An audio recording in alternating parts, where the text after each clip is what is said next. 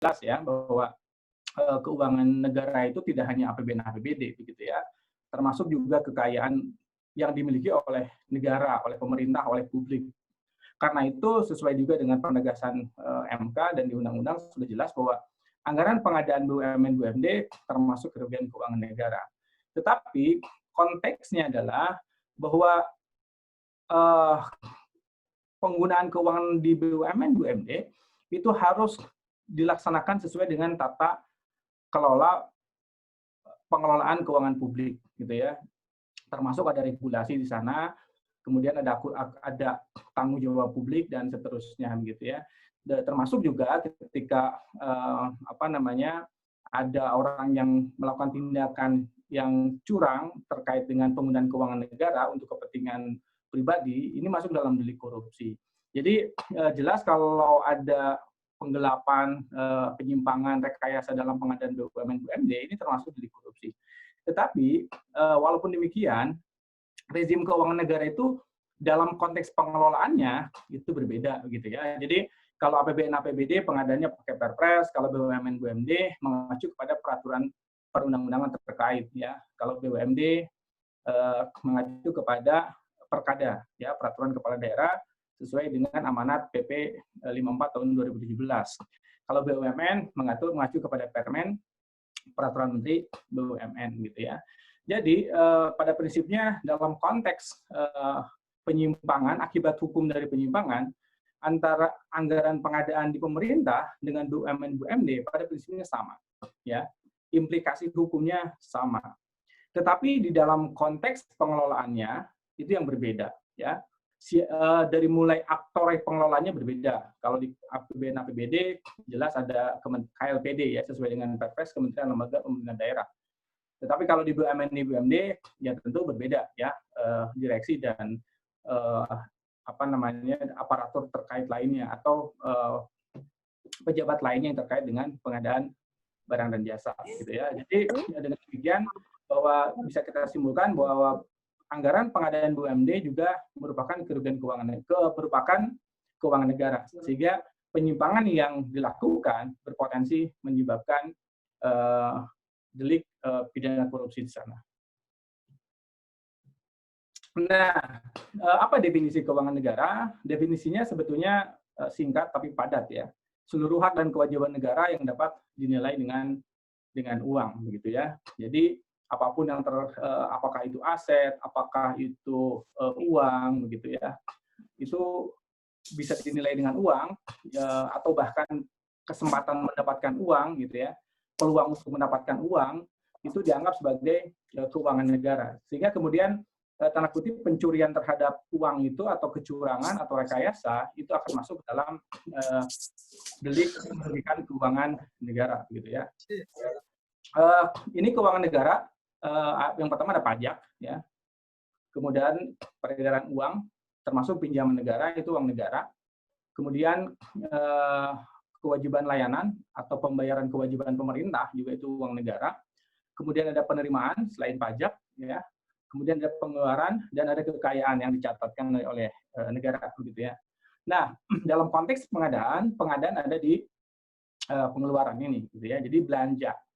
Jadi belanja pengadaan baik di pemerintah, di BUMN, di BUMD atau lembaga swasta yang terkait dengan pemerintah, begitu ya, atau lembaga semi pemerintah yang terkait dengan kekayaan negara, maka dikategorikan sebagai keuangan negara, ya, sama seperti KONI, begitu ya, dia bukan BUMN, bukan BUMD, bukan pemerintah, tapi anggaran yang digunakan itu adalah anggaran uang negara, begitu ya, walaupun entitas pengelolanya itu bukan BUMN, bukan BLU, bukan KLPD, begitu, tetapi dia uangnya adalah bersumber dari APBN APBD walaupun mekanisme hibah, begitu ya. Termasuk juga penyalahgunaan hibah di ormas dan seterusnya itu juga masuk delik masuk negara. Baik, ini pengertiannya. Jadi sebetulnya BPK merumuskan kerugian keuangan negara itu adalah sebagai saya kenapa mudah sih? Gini lagi ya, gini.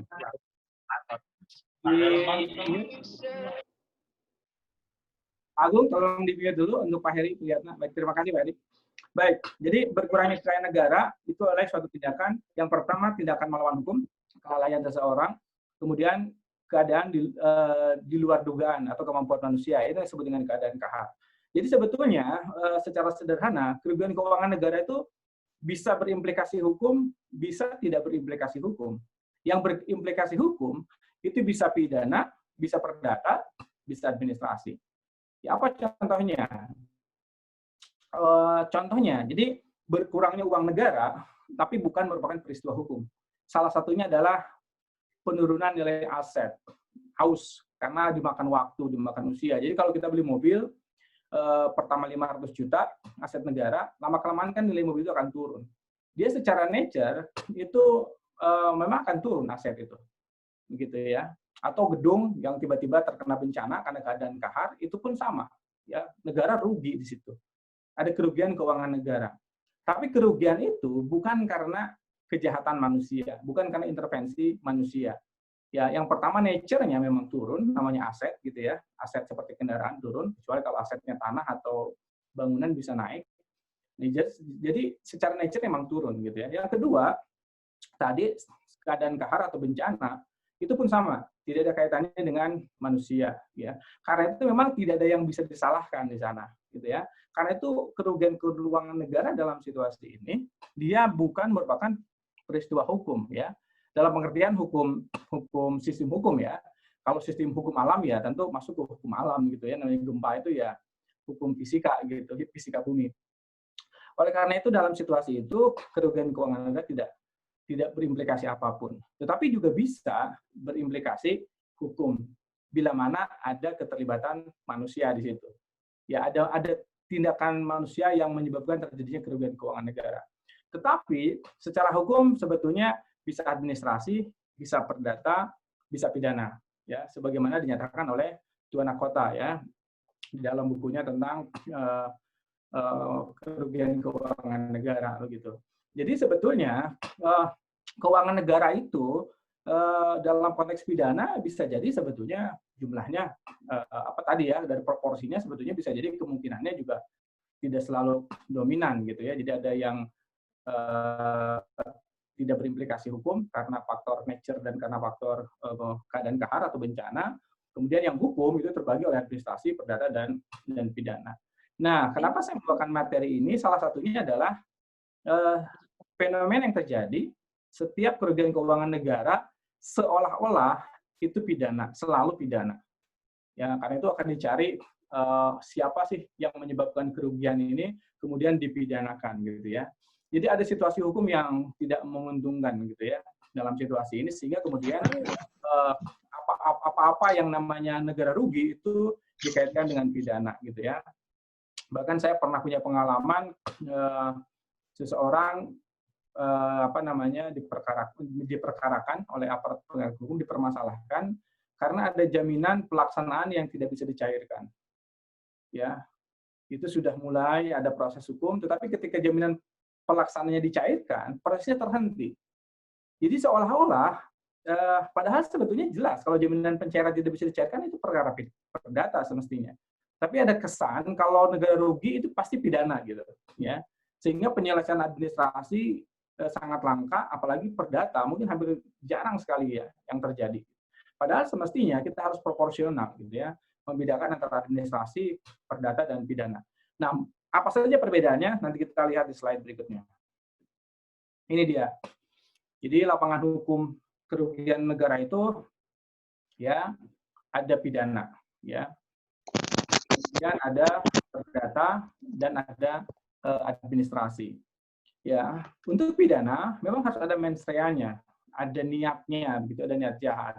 Dan dalam analisis saya, kerugian keuangan negara di dalam pengadaan barang jasa yang unsur pidana itu hampir pasti ada persekongkolan. Ya, jadi tidak mungkin PPK korupsi sendirian gitu. Ya, korupsi mengatur rekayasa tender tidak mungkin. Dia harus bekerja sama dengan Pokja WLP untuk mengatur dan bekerja sama juga dengan penyedia gitu ya. Nah, ini agak unik karena pengalaman saya sebagai saksi ahli ada situasi di mana PPK-nya divonis, penyedianya dibebaskan, ya. Jadi kalau ada yang menyuap dan disuap, itu kan harusnya ada yang menerima suap, ya, tapi juga ada yang memberi suap. Kan tidak mungkin ada yang menerima suap, tapi tidak ada yang memberi suap, gitu. Jadi untuk perkara yang sama, PPK-nya di penjara, dijatuhi vonis, dan penyedianya tidak, gitu ya. Kan ini aneh, karena pendekatannya prosedur, gitu ya. Kebetulan saya menjadi saksi ahli untuk penyedianya. Di persidangan saya hanya jelaskan bahwa penyedia tidak bertanggung jawab pada prosedur apapun yang ada di pemerintah. Sehingga sehingga penyedia tidak mungkin melakukan kesalahan prosedur di dalam proses tender terkait dengan tupoksi pelaksana, gitu ya. Dari situ seolah-olah karena pertimbangan prosedur dibebaskan.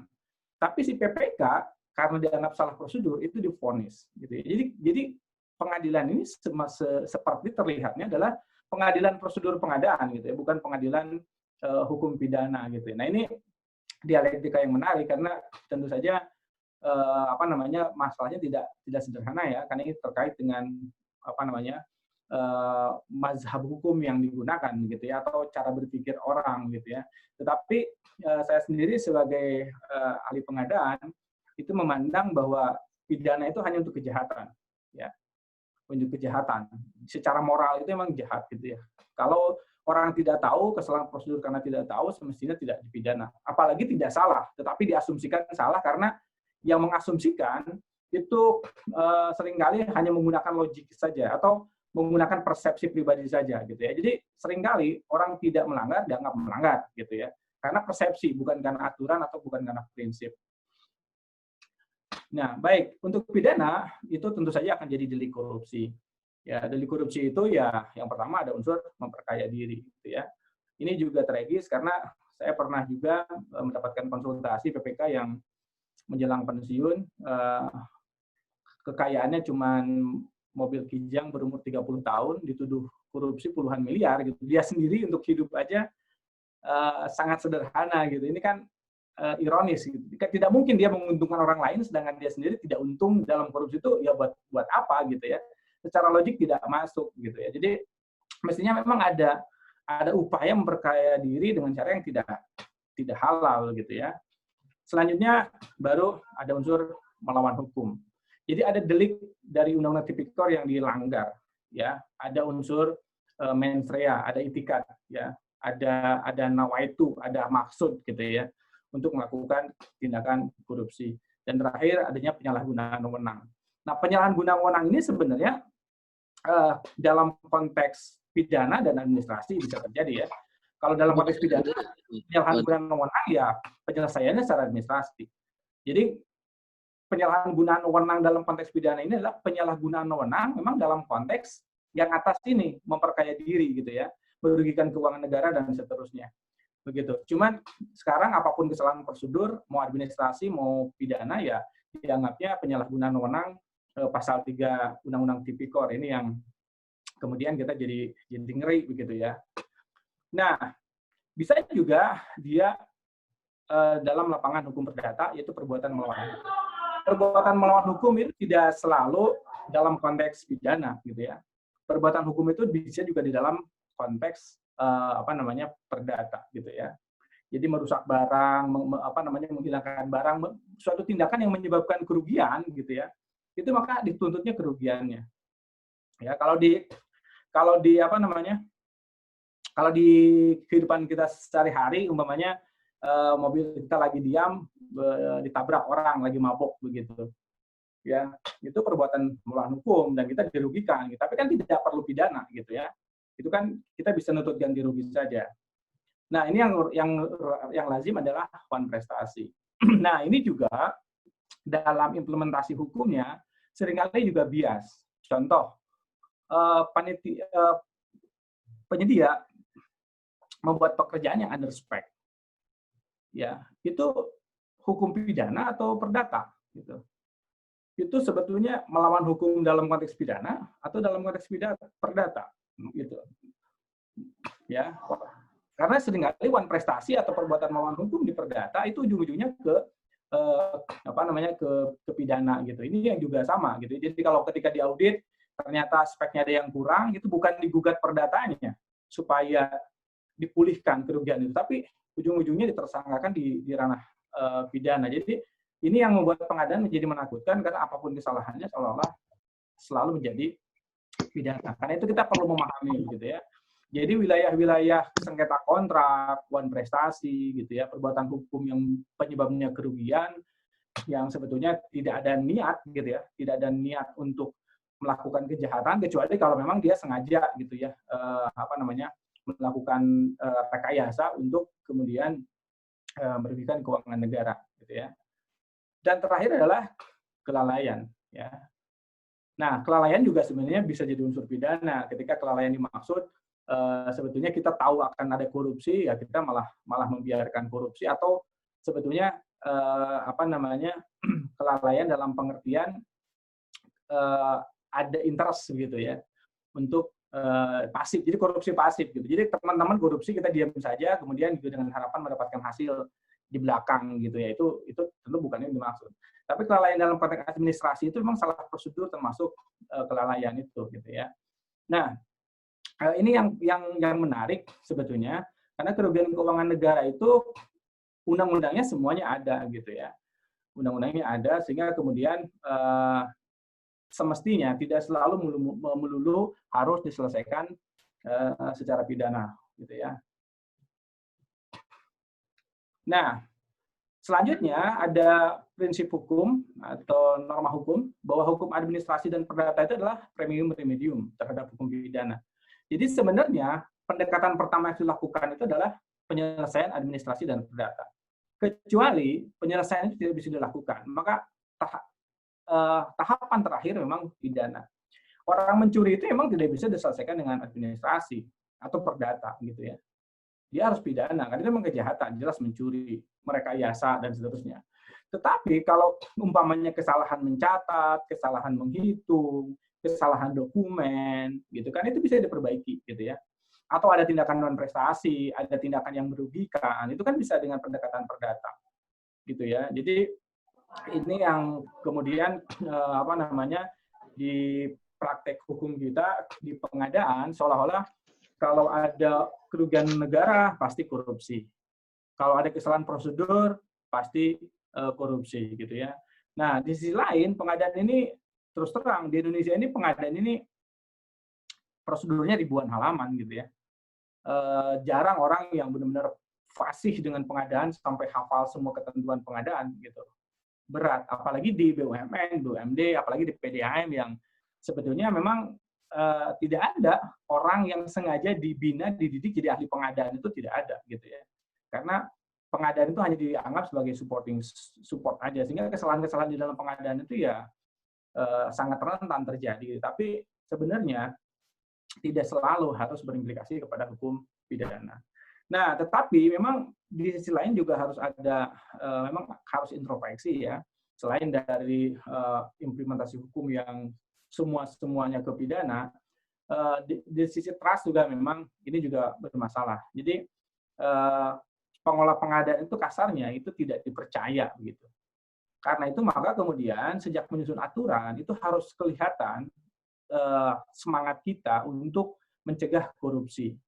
Ya, jadi ada itikat gitu. Kalau administrasinya acak-acakan, jadwalnya molor, pengelolaannya tidak profesional, ya orang akan curiga gitu. Ini sepertinya sih ada kesengajaan gitu. Nah, pikiran itu ya dari masyarakat atau dari aparat penegak hukum yang membuat kemudian arahnya, dugaannya itu selalu ke pidana. Karena itu di PDAM masih banyak bahkan masih sering ditanyakan, boleh nggak saudara istri pegawai jadi penyedia. Nah, seperti ini walaupun tidak korupsi itu bagi orang luar, bagi pengawas, bagi APH itu sudah menegaskan bahwa ada sesuatu yang salah di situ. Karena secara etika kan tidak boleh ya ada penyedia yang istrinya atau suaminya karyawan gitu. Ya kan kami tidak korupsi, Pak. Betul tidak. Tapi sebenarnya dari pendekatan mitigasi itu sudah orang akan curiga duluan gitu. Apalagi yang bersangkutan umpamanya jabatannya tidak terlalu baik, tapi mobilnya bahkan mungkin lebih bagus dari dirut atau bahkan lebih bagus dari sekda gitu. Ya orang pasti akan curiga, ya pasti dia main gitu. Sehingga kalau ada peristiwa apapun, APH auditor itu sudah feelingnya sudah wah ini pasti ada sesuatu gitu. Kenapa? Karena ada pelanggaran-pelanggaran etika. Jadi pelanggaran-pelanggaran etika, pelanggaran-pelanggaran integritas itu kemudian membuat kecenderungannya dianggap sebagai korupsi semakin besar. Yang kedua juga dari sisi administrasi ya. Kemampuan mengelola administrasi, kebiasaan backdate, kemudian kebiasaan untuk mengerjakan asal-asalan, kemudian kerjaan dulu baru dokumentasi belakangan dan seperti itu juga sama. Itu kemudian ketika diperiksa administrasi acak-acakan itu dugaannya pasti wah ini pasti korupsi. Padahal bisa jadi sebenarnya pengelolaan yang tidak baik ini karena tidak profesional saja gitu ya. Jadi Syed Hussein dalam bukunya Sosiologi Korupsi, termasuk juga Pak Agus Raharjo, mantan kepala LKPP, di dalam bukunya tentang konvensi internasional tentang korupsi di dalam pengadaan barang dan jasa, sebenarnya menegaskan bahwa inefisiensi di dalam pengadaan itu bukan hanya karena korupsi. Sebagian besar itu karena mismanagement. Jadi pengelolaan administrasi kita yang belum baik, ya, bahkan bisa dikatakan buruk gitu ya, sehingga kemudian proses menjadi tidak efisien gitu ya. Nah itu pun akan menjadi petunjuk awal bagi auditor atau APH ketika menemukan sesuatu itu akan curiga. Karena itu saran saya bagian dari mitigasi adalah bagaimana kita menegakkan integritas dalam pengadaan. Ya. Kita juga tahu walaupun ada yang tanda kutip dikriminalkan padahal tidak kriminal, tapi yang kriminal beneran di dalam pengadaan juga di BUMN ya pasti ada gitu ya. Walaupun kita tidak bisa menunjuk hidung, tapi ya kita harus akui itu masih ada. Karena itu maka bagian dari mitigasi ini kita harus membangun etika pengadaan yang baik. Kemudian membangun aturan juga yang baik, ya. Kemudian transparansi. Nah, ini salah satu indikasi sebenarnya korupsi itu ya memang tidak transparan. Sehingga kalau pengadaannya masih tidak transparan ya memang bisa jadi ada unsur ke sana. Jadi tidak salah kalau kemudian pada akhirnya apa-apa dikriminalkan, ya bisa jadi karena ada kriminal beneran atau karena ada indikasi gitu ya kriminal gitu dalam konteks tindak pidana korupsi dalam pengadaan ini. Karena itu maka kemudian kita harus menunjukkan proses yang transparan gitu ya. Transparansi itu ya harusnya dengan menggunakan teknologi informasi gitu ya. Bahkan PBB pernah dulu mengunjungi LKPP untuk open government. Open government itu semua data kontrak pemerintah itu ditayangkan di website. Jadi semua orang bisa mengakses dokumen kita gitu ya. Nah, itu juga menjadi menjadi tantangan tersendiri gitu ya. Jadi ada dua sisi gitu ya. Ada sisi dari implementasi penegakan hukum yang membuat semua orang menjadi ngeri gitu. Tapi di sisi lain juga kita sebagai praktisi pengadaan membuka pintu untuk itu. Karena itu yang paling baik adalah kita betul-betul serius di dalam bagaimana mengelola pengadaan. Yang pertama dari tata kelola administrasi yang benar, dari regulasi yang benar, kemudian penegakan integritas. Jadi bukan hanya integritas itu bukan hanya menandatangani fakta integritas, gitu, tapi betul-betul siapa yang akan menegakkan integritas itu, gitu ya. Kemudian juga ada transparansi. Nah, kalau itu bisa dilakukan, sebetulnya maka kita sudah menyelesaikan setengah kewajiban gitu ya, atau bahkan mungkin 75% kewajiban yang berpotensi menjadi mitigasi kita di dalam rangka menghindarkan peluang terjadinya masalah hukum. Kalau ini belum dilakukan, nah ini akan berat gitu ya. Ini akan berat gitu. Jadi ini juga mungkin harus menjadi concern ke depan bagi kita pelaku pengadaan. Nah, bagaimana dengan kesalahan PBJ yang berakibat kerugian keuangan negara? Apakah administrasi atau pidana gitu ya? Bagi pelanggar itu. Ini bukan dalam konteks kontraktual ya. Kalau dalam konteks kontraktual bisa jadi itu ada unsur perdata juga ya. Jawabannya nanti akan saya bahas belakangan gitu ya. Tapi intinya bahwa kesalahan prosedur itu sebetulnya ranahnya adalah ranah administrasi. Ya, dan ada caranya untuk memperbaikinya, ada jalan keluarnya. Kalau kita melakukan kesalahan prosedur, dimanapun tahapannya, itu ada solusinya. Apakah di perencanaan, di pemilihan, di kontrak, di pembayaran, gitu. Semua ada solusinya. Nah, yang jadi masalah adalah ketika kesalahan terjadi, kemudian tidak ada upaya untuk memperbaiki, kemudian audit masuk, kemudian tadi dari situasi administrasinya belum baik, nah di situ itu yang sudah kondisi yang sudah sulit gitu ya untuk diselamatkan tanda kutip, sehingga kemungkinan bahwa itu akan menjadi masuk ke proses hukum menjadi semakin besar gitu ya. Ya, tadi sudah saya sampaikan, jadi kerugian keuangan negara bisa berdimensi hukum, tapi juga bisa tidak berdimensi hukum ya. Yang berdimensi hukum tadi bisa administrasi, perdata atau pidana, dan tidak berdimensi hukum adalah terkait dengan penurunan nilai aset karena nature gitu ya, atau karena keadaan kahar tadi. Ya, jadi tidak selalu bahwa kerugian keuangan negara itu harus ke hukum, apalagi harus ke hukum pidana. Nah, ini BPK ya, lingkupnya itu pemeriksaan terhadap keuangan gitu ya. Jadi terkait dengan laporan keuangan, pertanggungjawaban keuangan, administrasi keuangan, dan lain-lain. Ya, ini terkait dengan pengadaan. Kemudian juga kinerja. Kinerja juga sama, terkait dengan pengadaan. Nah, ini yang sering terjadi,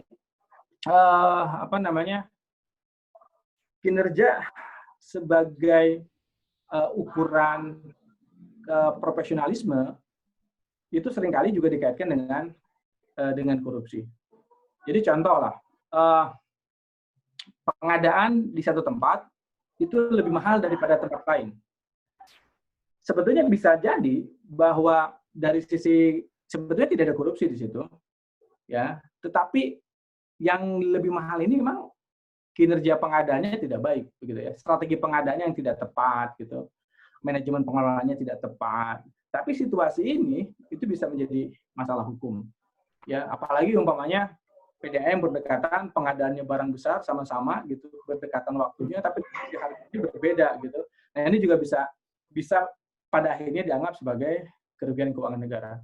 Ya, walaupun sebenarnya memang ternyata ya nanti kita lihat ada beberapa konsep audit yang bagi saya sebagai orang pengadaan itu tidak fair, tidak adil. Aturannya memang sudah tidak adil gitu ya. Nanti kita lihat.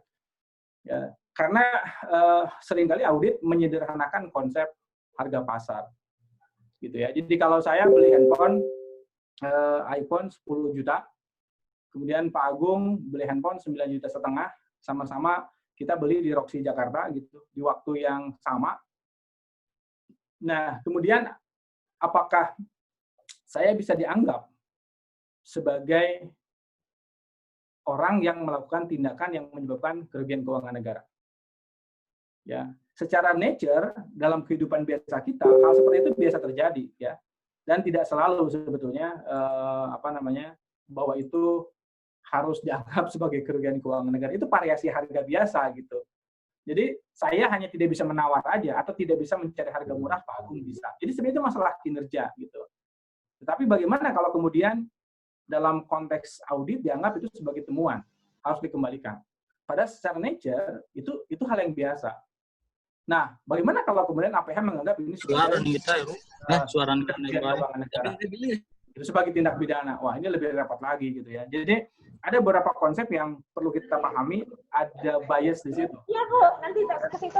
Tentunya bukan pada konsepnya ya, tetapi kepada implementasinya. Karena sebetulnya apa yang saya lakukan tadi, ketika tidak ada unsur tindakan melawan hukum, itu sebenarnya ya proses nature biasa. Tapi proses nature yang biasa itu bisa diinterpretasikan sebagai kerugian keuangan negara. Tinggal kemudian dicari saja kesalahan sayanya apa gitu. Nah, itu hal-hal seperti itu yang kemudian aturannya agak bias, kemudian implementasinya juga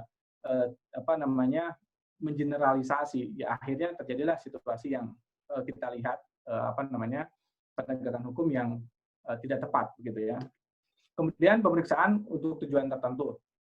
Jadi, tapi saya akan coba jelaskan dalam konteks pengadaan saja. Ya, ini contohnya juga untuk menghitung kerugian keuangan negara dalam konteks pidana korupsi dalam pengadaan. Nah, ini jenis-jenis bentuk kerugian keuangan negara. Yang pertama adanya kehilangan atau berkurangnya kekayaan negara. Dari yang ada gitu ya, kemudian jadi hilang ya. Bisa karena penggelapan, bisa karena pencurian dan seterusnya. Kemudian menurunnya nilai barang milik negara, jadi nilainya turun. Bisa jadi karena nature, bisa jadi karena bencana alam, bisa jadi karena ulah manusia, begitu. Karena itu implikasi hukumnya bisa beda-beda ya. Yang satu kedua ini bisa terjadi di administrasi, perdata maupun pidana. Kemudian hilangnya penerimaan negara ini seperti pajak ya, harus bayarnya 10 miliar tapi dilakukan secara penyelesaian secara adat jadi 1 miliar gitu ya, plus suap, nah seperti itu. Dan pajak kelebihan pembayaran. Nah, dalam konteks pengadaan memang situasi yang ini mungkin terjadi ya, kecuali mungkin yang nomor 3 gitu ya. Tapi kalau berkurangnya kekayaan negara, kemudian menurunnya nilai barang atau kelebihan pembayaran, itu mungkin terjadi di dalam konteks pengadaan barang dan jasa. Nah, ini yang saya maksud tadi ya. Jadi ada beberapa konsep di dalam metode perhitungan yang menurut saya sebagai pengadaan agak bias gitu ya. Yang pertama adalah total loss. Total loss itu memang seluruh pengeluaran keuangan negara itu dianggap semuanya salah gitu ya. Semuanya tidak diakui. Sehingga kalau ada pengadaan 10 miliar, ya kerugian keuangan negara itu dianggap 10 miliar. Gitu ya.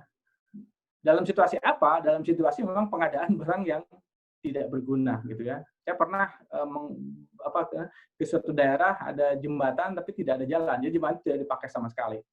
Ya, sebetulnya ya agak aneh begitu. Kenapa kok bisa seperti itu? Jadi total loss itu pokoknya pokoknya tidak diakui. Kenapa? Karena keseluruhan pekerjaan itu tidak memberi benefit, manfaat buat masyarakat, buat negara. Ya, makanya itu dianggap total loss. Maka dianggap keseluruhannya merupakan kerugian keuangan negara karena negara tidak mendapatkan benefit, manfaat apapun dari pengeluaran uang itu. Kemudian kerugian total dengan penyesuaian, tapi penyesuaiannya ke atas ini ya. Jadi umpamanya ada pekerjaan yang tidak memberikan manfaat, tetapi juga harus ada pemeriksaan aset. Jadi negara juga harus membersihkan aset itu dan butuh biaya juga. Umpamanya ada biaya pembongkaran, ya, atau ada konteks mencemari lingkungan sehingga harus ada penanganan terhadap perbaikan kondisi lingkungan. Maka total loss ditambah biaya tambahan gitu ya. Jadi ada kerugian total ditambah penyesuaian ditambah jumlah biaya yang dikeluarkan dalam rangka menyelesaikan impact dari pengadaan itu gitu ya. Jadi ini total loss 10 miliar umpamanya ditambah biaya pembersihan atau recovery lingkungan 500 juta umpamanya. Jadi totalnya jadi tambah 10,5 miliar gitu ya, contohnya seperti itu. Kemudian kerugian bersih atau net loss. Nah, ini penyesuaiannya ke bawah. Contoh dari 10 miliar ini sebenarnya yang 6 miliar kepake. Ya, atau manfaat benefit yang didapatkan negara itu cuma 6 miliar. Maka kemudian 4 miliarnya itu dianggap kerugian. Nah, titik inilah yang seringkali sebenarnya dalam pengalaman saya itu ada agak bias ya. Yang pertama, ketika terjadi kesalahan prosedur, maka aset yang sudah diterima oleh negara sudah dimanfaatkan itu dianggap total loss juga. Jadi karena kesalahan prosedur, maka total loss dianggap semua, gitu ya. Padahal sebenarnya sudah dimanfaatkan. Ini beberapa kali terjadian seperti itu, gitu ya. Jadi dianggap total loss, gitu ya. Kemudian yang kerugian bersih itu karena kekurangan volume atau kekurangan spek, ya. Harusnya diklaim ke kontraktor bahwa Anda kurang volume atau speknya nggak bagus supaya diperbaiki. Tapi ternyata itu dianggap kerugian negara, ya. Diasumsikan PPK bersekongkol dengan si penyedia. Ya, padahal sebetulnya ini bisa jadi perkara perdata saja gitu. Mereka tidak bersekongkol gitu ya. Memang pekerjaannya jelek dan solusinya yang diperbaiki begitu ya. Nah, ini juga jadi dari net loss ini gitu ya, dari hasil ini dianggap sebagai net loss gitu. Ya sebetulnya tidak masalah. Audit mestinya kan hasilnya kurang volume ya rekomendasinya diperbaiki gitu ya. Tapi seringkali situasi itu gesernya rata-rata ke pidana dan ke pidana gitu ya. Jadi ada situasi pemahaman ini kemudian menjadi bergeser begitu ya. selanjutnya pembanding harga wajar. Nah, ini akan saya jelaskan tersendiri pembanding harga wajar ini karena tadi harga wajar itu harga yang mana gitu ya. Sebagai contoh, tadi ada handphone Galaxy S9. Saya beli 10 juta, Pak Agung 9,5 juta. Tapi ada juga Pak Slamet umpamanya itu belinya 9,3 juta. Nah, kemudian harga yang wajarnya yang mana gitu. Nah, ini juga tidak mudah. Tetapi dalam prakteknya seringkali terjadi harga wajar itu dianggap harga pabrik gitu. Nah, ini yang celakanya gitu ya. Karena kalau dibanding harga pabrik ya semua hasil pembelian kita ya pasti jadi kemahalan gitu ya. Ini beberapa kali yang terjadi ketika saya jadi saksi ahli pun gitu dalam perkara pidana korupsi pengadaan, pembandingnya jadi harga pabrik ya. Kalau seperti itu semua akan jadi tidak wajar gitu ya kalau pembandingnya harga pabrik. Ya, memang agak kesulitan. Agak sulit sebenarnya yang sebut harga wajar itu yang harga yang mana gitu ya. Nanti kita jelaskan di slide berikutnya. Nah, termasuk ini. Jadi satu kesatuan ya, harga pokok. Jadi kalau harga wajar agak susah, maka diambil dari harga pokok. Harga pokok itu pokoknya berapa? Nah, keuntungannya itu jadi kerugian negara. Nah, ini pun saya pikir tidak selalu begitu ya. Jadi situasi itu sebetulnya hanya cocok kalau memang ada tindakan hukum. Tapi dalam konteks normatif, ya namanya usaha, ya namanya usaha, ya pasti harus ada untung gitu ya. Dalam proses pengadaan pasti ada untung. Gitu. Tapi apakah untung ini dianggap kerugian keuangan negara? Ya semestinya tidak. Kalau dilakukan secara wajar, gitu ya. Kemudian ada opportunity loss. Ini juga sama akan saya bahas tersendiri, tapi kesempatan untuk mendapatkan hasil atau mendapatkan keuntungan tidak jadi, itu juga dianggap sebagai kerugian keuangan negara. Kemudian terakhir adalah potensi bunga, gitu ya. Nah, Bapak Ibu sekalian, konsep ini sebenarnya tidak ada yang salah, gitu ya. Walaupun dalam implementasinya seringkali digeneralisir. Jadi konsep ini digunakan, gitu ya. Implikasinya ini kan kerugian keuangan negara, belum tentu pidana, gitu ya. Jadi kan bisa jadi administrasi, ada pengembalian, perdata begitu ya. Perdata otomatis ada gugatan ganti rugi gitu ya. Kalau si penyedianya dengan kesadaran kemudian menutupi ganti rugi ya sebetulnya itu bukan jadi perkara hukum karena ya mereka tidak bersengketa, berarti kita tidak bersengketa gitu ya. Nah, baru kalau ada tindakan melawan hukum yang sifatnya persekongkolan, rekayasa, ada mens rea, ada niat jahat, nah itu baru jadi pidana. Jadi sebenarnya kondisi-kondisi ini akan jadi pidana kalau memang highlight-nya di depannya itu adalah tindakan melawan hukum dalam konteks pidana tadi. Nah, menjadi masalah adalah seringkali bias, apakah ini perdata, pidana, atau bahkan sekedar administrasi. Gitu ya. Nanti kita lihat, kita bahas lebih lanjut. Gitu ya. Nah, ini kerugian keuangan negara versus harga pasar tadi. Jadi, tadi saya membeli HP 110 juta, Pak Agung 9,5 juta, Pak Slamet 9,4 juta. Nah, dari tiga harga itu, mana yang harga pasar? Kalau harga pasarnya ditentukan sebagai 9,4 juta yang paling murah, maka seolah-olah saya dan Pak Agung itu merugikan keuangan negara. Gitu ya. Nah, pertanyaannya itu nature atau kerugian keuangan negara? Ya, tadi saya sampaikan kalau sifatnya nature, kerugian keuangan negara itu kan sebenarnya bukan peristiwa hukum. Ya, artinya biasa saja karena mana ada sih orang yang beli barang yang sama, harganya harus sama gitu. Padahal harga itu di pasar beda-beda gitu kan. Tergantung waktu, tergantung lokasi, tergantung banyak faktor lah. Sehingga kemudian untuk barang jasa yang harganya tidak ditarik oleh pemerintah, itu harganya bervariasi. Nah, jawabannya adalah kalau menurut saya bahwa ketika tidak ada peristiwa kecurangan di sana, ya tidak ada kesalahan prosedur dan lain-lain, itu sebenarnya nature saja. Sama gitu ya. Jadi ULP yang berdekatan, pengadaan sama, tapi harganya bisa beda. Itu nature saja. Gitu ya. Nature saja. Walaupun kalau seringkali itu dibanding-bandingkan dan yang kemahalan dianggap kerugian keuangan negara. Betul, kerugian keuangan negara, tanda kutip gitu ya. Tapi Tapi sebenarnya itu karena faktor nature natural aja, karena harganya memang bervariasi di mana-mana gitu ya. Nah, kembali ke konsep harga pasar. Jadi kalau saya beli 10 juta, Pak Agung 9,5, Pak Slamet 94, harga pasarnya yang mana? Nah, untuk menjawabnya kita kembali kepada definisi harga pasar. Apa sih harga pasar? Harga pasar adalah harga yang ada dan terjadi di pasar. Jadi harga manapun, kalau itu ada di pasar, orang bertransaksi dengan nilai itu harga pasar.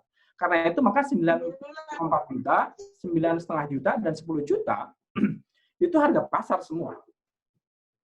Ya, nature-nya memang seperti itu. Ya, karena ya tadi hampir tidak mungkin ada satu produk yang harganya ditetapkan oleh mekanisme pasar, tapi harganya sama untuk seluruh Indonesia, itu tidak akan ada. Kecuali tadi yang tarif pemerintah gitu ya. Kalau untuk mekanisme pasar tidak ada gitu ya.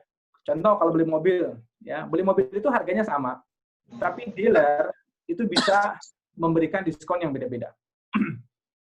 Dan diskonnya tiap kota itu maksimalnya beda-beda. Dan transaksinya beda-beda. Jadi kalau Bapak Ibu belinya sama gitu ya, Avanza tipenya tipe G gitu, tahun 2020 tidak harus akan sama atau tidak mesti akan sama gitu ya. Bisa jadi berbeda-beda begitu. Nah, ketika faktornya alamiah itu nature aja sebetulnya, bukan merupakan peristiwa hukum harus menjadi kerugian keuangan negara gitu. Karena tadi banyak faktor gitu ya yang menyebabkan kemudian secara natural harga itu berbeda-beda. Nah, ini opportunity cost gitu, ini yang juga seringkali jadi masalah. Bahkan saya pernah jadi saksi ahli, kontrak diputus jadi pidana karena kontrak diputus, kemudian tender lagi, mendapatkan penyedia baru yang nilainya lebih mahal dari kontrak yang pertama, itu dianggap sebagai kerugian keuangan negara dan pidana lagi. Ya, saya keberatan dengan itu karena ya itu nature aja. Kalau memang orangnya sudah tidak bisa bekerja kan memang harus diputus. Dan nilai kontrak yang diputus itu kan nilainya kan ya mungkin tahun lalu gitu ya. Nilai sekarang ya harga pasar sekarang. Itu risiko di dalam pengadaan, dan risiko pengadaan tidak selalu harus berdampak hukum, berdimensi hukum. Contoh dalam konteks APD kemarin, masker itu mungkin 5.000-an ya, atau mungkin 2.500 gitu ya. Saya tidak tahu, tapi yang jelas bahwa harganya ya di bawah 5.000. Tapi ketika pandemi merebak, harganya loncat ke 40.000, 50.000, hampir 10 kali lipat. Tapi itu nature, itu kan hukum supply and demand saja sebetulnya. Jadi kenaikan itu bukan peristiwa hukum gitu, dalam pengertian yang harus diperkarakan atau dipermasalahkan secara hukum. Gitu ya, itu nature aja begitu. Jadi ya saya bulan lalu beli 4.000, tapi bulan ini saya beli 50.000 gitu. Ya tidak ada masalah, memang harga pasarnya memang 50.000 gitu ya. Seperti itu. Nah, ini juga opportunity cost ini seringkali ditafsirkan juga dengan macam-macam gitu ya. Nah, oleh karena itu maka kemudian kita harus lihat harus hati-hati begitu ya ketika mengambil keputusan-keputusan di dalam pengadaan gitu ya. Karena itu banyak faktor sebetulnya ya. Seperti tadi, kontrak putus penyebabnya apa? Penyebabnya adalah penyedianya yang tidak kompeten. Kenapa penyedia kompeten bisa terpilih? Ini dalam konteks tidak ada rekayasa, tidak ada persekongkolan ya, tidak ada rekayasa untuk korupsi. Tapi itu sering terjadi walaupun kita tidak ada secara nature gitu. Kenapa kemudian penyedianya jelek tapi terpilih? Nah, di situ ada kelemahan dari sisi pengadaan kita, gitu ya. Jadi sebenarnya memang mitigasi hukum pengadaan ya kelola pengadaan dengan baik, memang yang paling benar itu ya, termasuk tadi mengatur integritas dan lain-lain yang saya jelaskan tadi, transparansi gitu ya, dan seterusnya gitu ya. Jadi ini supaya bisa dihindari gitu ya. Tapi kalaupun ini sudah terlanjur, maka sebetulnya kita harus buktikan bahwa memang tidak ada niat ya, tidak ada mens rea, tidak ada skenario, tidak ada persekongkolan yang yang terjadi di situ ya. Tapi solusinya adalah transformasi pengadaan, pembenahan pengadaan. Nah, ini pertentangan norma di dalam penegakan hukum yang saya alami ya, yang saya lihat begitu ya. Korupsi itu kan tindakan melawan hukum. Jadi ada tindakan melawan hukum, kemudian ada kerugian keuangan negara, juga ada memperkaya. Itu korupsi. Tapi kalau kata Prof. Juwana, ya, Prof. Juwana, itu bacanya kebalik. Jadi kerugian keuangan negara dulu, baru dicari kesalahan prosedur yang dianggap sebagai tindakan melawan hukum, baru disimpulkan sebagai korupsi. Ini penentangan norma yang terjadi di penegakan hukum kita, gitu ya. Nah ini ya memang pada akhirnya sih kalau umpama jadi perkara ya bergantung juga kepada sudut pandang hakim, gitu ya. Karena ada juga yang kesalahan-kesalahan prosedur itu ya dianggapnya ya administrasi saja, tapi juga banyak juga yang dianggap sebagai peristiwa pidana yang berakibat pada hukum, gitu ya. Jadi, tetapi ya intinya sebetulnya kembali kepada tadi ya, mitigasinya bagaimana. Karena kalau sudah masuk ke wilayah ini ya tanda kutip jadi kendalinya bukan di kita. Kita berharap kearifan hakim. Kalau umpamanya kita tidak korupsi kemudian masuk ke wilayah ini ya kita berharap kearifan hakim gitu ya melihat masalah secara objektif. Tapi ya kita agak sulit karena kan kita tidak bisa mendikte gitu ya, bisa mendikte pemikiran sudut pandang hakim nanti umpamanya terjadi. Ya, nauzubillah. Tetapi yang bisa kita lakukan adalah bagaimana memitigasi supaya perkara-perkara ini tidak terjadi.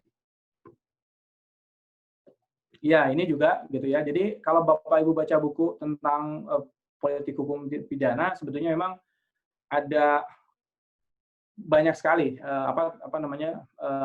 pandangan bahwa sebetulnya penegakan hukum tipikor itu untuk apa gitu ya.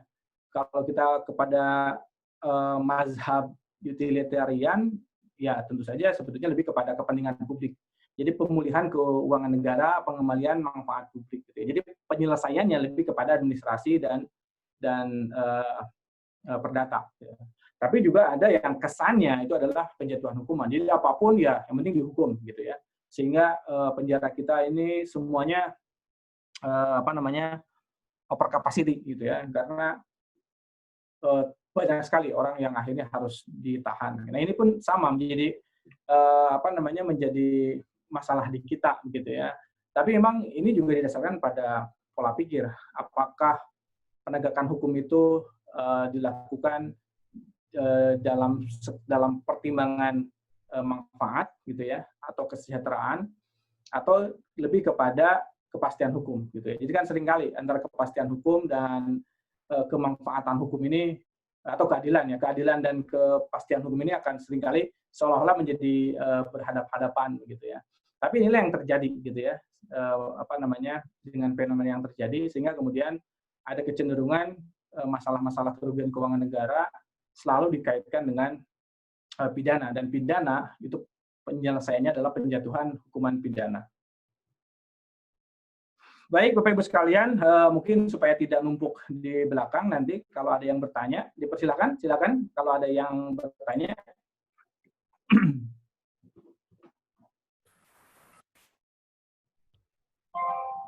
Baik, Bapak dan Ibu sekalian, silakan untuk sesi pertama. Bagi yang mau bertanya, silakan di-unmute mic-nya. Izin, Pak. Ya, silakan Pak Denny ya. Pak Denny.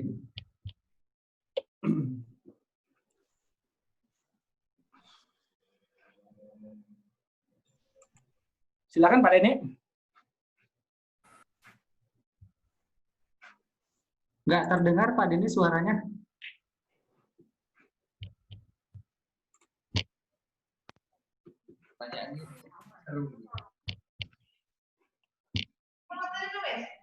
Bisa pergi. Kerungu loh, kalau ngomong kerungu loh. Silakan Pak Denny. Lagi perempuan. Belum terdengar Pak Denny suaranya. Izin, Pak Nandang. Silakan Pak Denny. Tapi ngomong kerungu para usah dong. Nah, tapatan. Seorang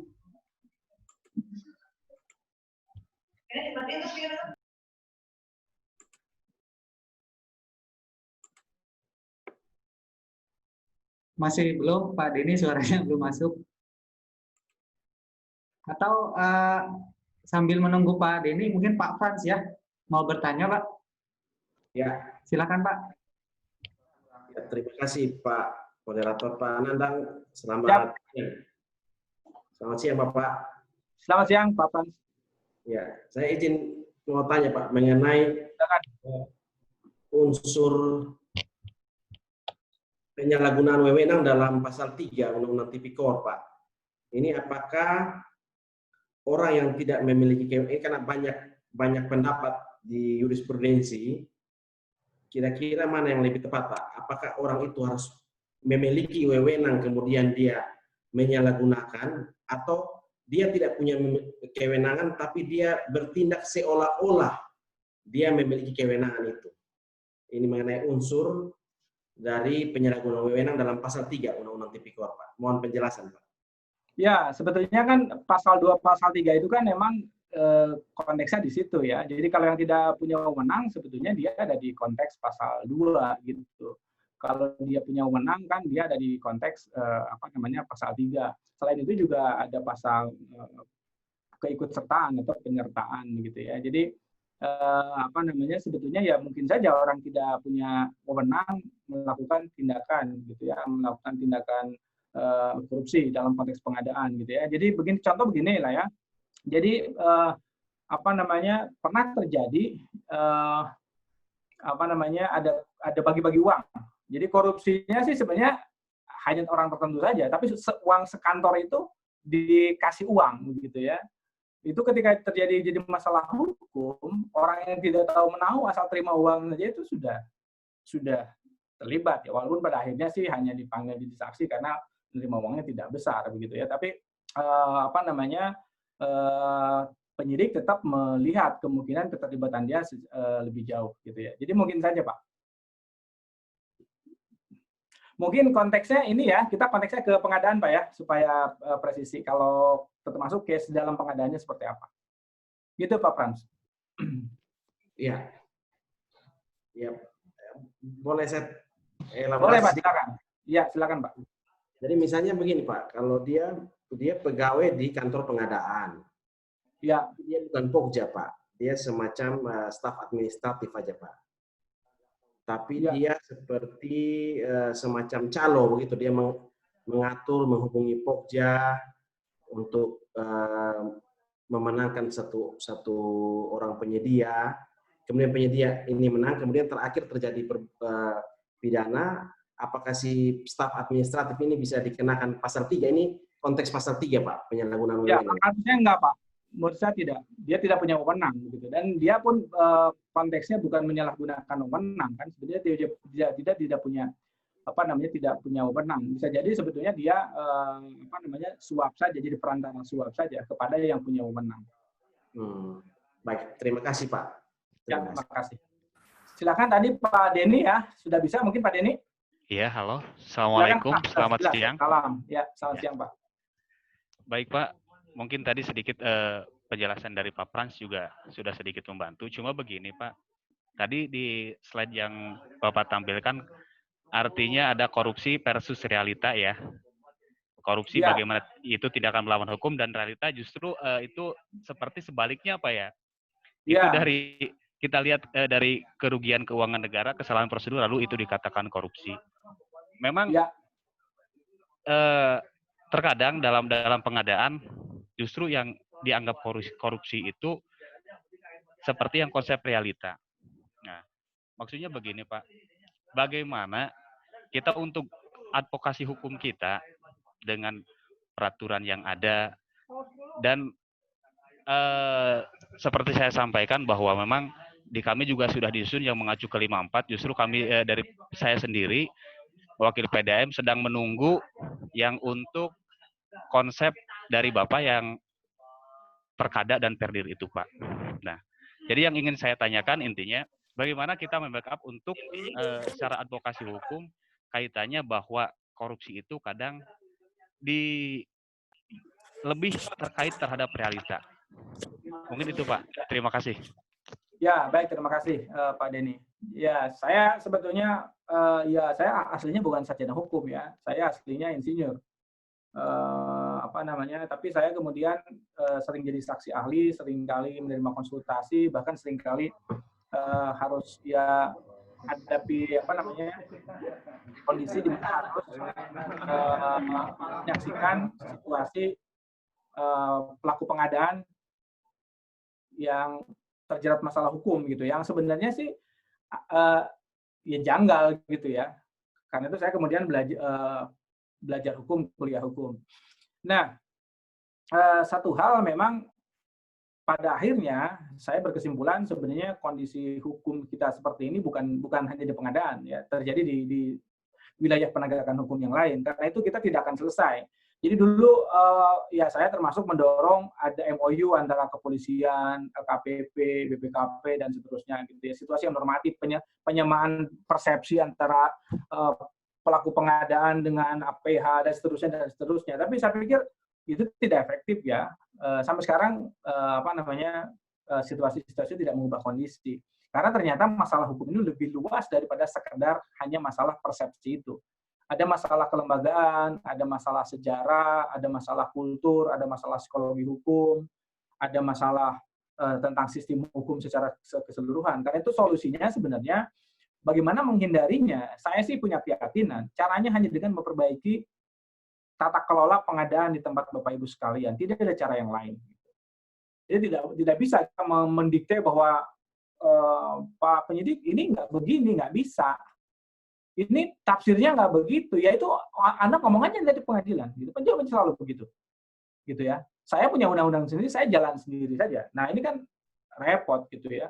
Kalau semua harus di pengadilan begitu dan biarkan pengadilan yang memutuskan, ya energi kita sudah habis dan berdarah-darah. Dan kita ada ketidakpastian. Kalau ternyata hakimnya punya cara pikir yang positivistik, gitu ya, atau hanya sekedar kepastian hukum, atau meyakini bahwa akhirnya kan pada keyakinannya meyakini bahwa pelanggaran itu yang bagian dari korupsi, ya sudah selesai. Walaupun kita tidak korupsi, ya ini jadi dijatuhi vonis sebagai terpidana korupsi. Karena itu solusinya bagi saya adalah mitigasinya adalah tidak ada jalan lain kecuali membenahi pengadaan internal supaya tidak terjadi misadministrasi, mismanagement, begitu ya. Itu tidak. Nah, kita harus akui ya, pengadaan belum dikelola dengan cara yang benar, cara yang baik, inovasi, kemudian investasi, SDM, dan lain-lain itu jarang dilakukan. Ya. Karena itu maka kemudian ya gagasannya sebetulnya bikin komunitas. Termasuk kalaupun sudah terlanjur, itu komunitas bisa saling bantu. Gitu ya. Jadi kita bisa meng-hire atau bermitra lah dengan pengacara gitu. Yang nanti kalau ada siapapun bermasalah, kemudian kita akan bantu bareng-bareng. Ya. Nah, kalau di dokter kan ada ID ya, kuat. Nah, pengadaan ini ada organisasinya IAPI, tapi masih jauh dari peran itu, gitu ya.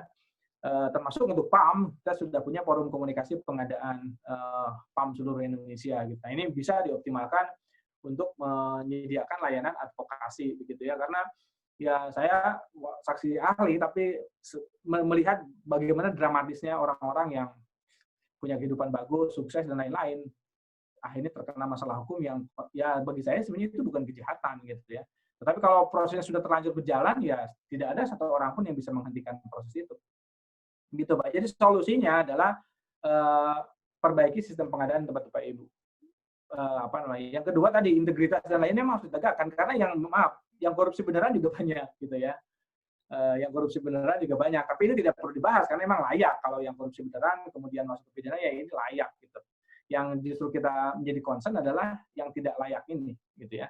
Jadi banyak aspek yang yang terpengaruh, tapi sebetulnya yang mungkin kita lakukan adalah membenahi pengadaan. Tata kelolanya diperbaiki, administrasinya diperbaiki, transparansinya, syukur-syukur pakai sistem, pakai aplikasi gitu ya, supaya semuanya bisa berjalan dengan baik. Baik, mohon izin saya lanjut dulu, nanti kita kembali buka tanya jawab di sesi kedua.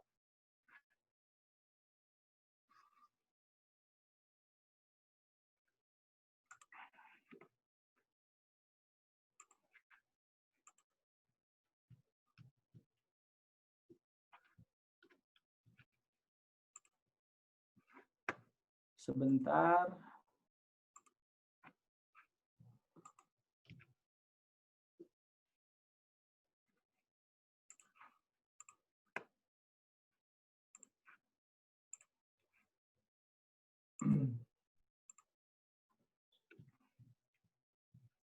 Baik, ini potensi pelanggaran ya yang mengakibatkan kerugian keuangan negara pada prinsipnya sebetulnya bisa di mana saja, tetapi tentu saja endingnya harus ada di kontrak gitu ya. Jadi ada pengeluaran keuangan negara baru terjadi kerugian keuangan negara begitu ya. Tetapi muara kesalahannya bisa jadi sebetulnya sejak dari perencanaan, pemilihan dan kontrak. Ya, ini yang saya sampaikan tadi pada prinsipnya yang saya pahami sebenarnya korupsi itu tidak mungkin dilakukan sendiri. Pasti bersekongkol dan itu pasti melibatkan penyedia gitu ya, namanya juga korupsi gitu ya. Jadi ada persekongkolan gitu. Nah, ini yang sering kali orang tidak pernah bertemu, bahkan tidak kenal dengan penyedianya, tetapi karena ada kesalahan prosedur akhirnya dianggap sama-sama merekayasa korupsi atau terjadi persekongkolan begitu ya. Padahal sebetulnya tidak ada indikasi ke sana. Karena itu sebetulnya ini menjadi titik penting bahwa kalau Bapak Ibu kesalahan prosedur nyusun HPS gitu ya, ya sebetulnya tidak bisa dikait-kaitkan dengan persekongkolan ketika bertemu aja tidak pernah, apalagi mengatur. Nah, karena itu begini contoh. Ya, mungkin di sini ya. Atau saya bahas dulu HPS. Ada istilah HPS markup ya. Nah, ini sebetulnya tidak serta-merta HPS yang ketinggian itu disebut markup ya. Jadi markup dalam konteks korupsi yang disengaja itu sebetulnya HPS-nya itu sengaja ditinggikan.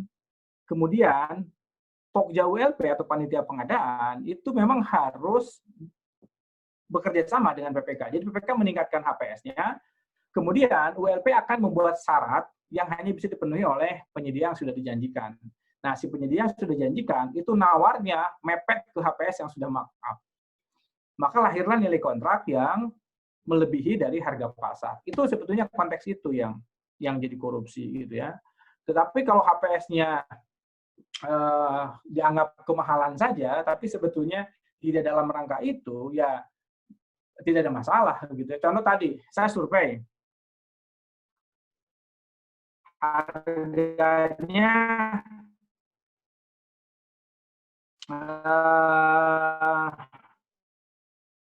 10 miliar, 11 miliar, 9 miliar. HPS-nya mana yang akan saya tentukan? Apakah 10 miliar atau terendah 9 miliar? Mana yang benar? Ya, rata-rata Bapak Ibu jawabnya rata-rata apa gitu. Pertanyaan berikutnya, ketentuannya mana yang menyatakan rata-rata? Tidak ada. Kalau begitu, boleh dong saya tertinggi? Boleh.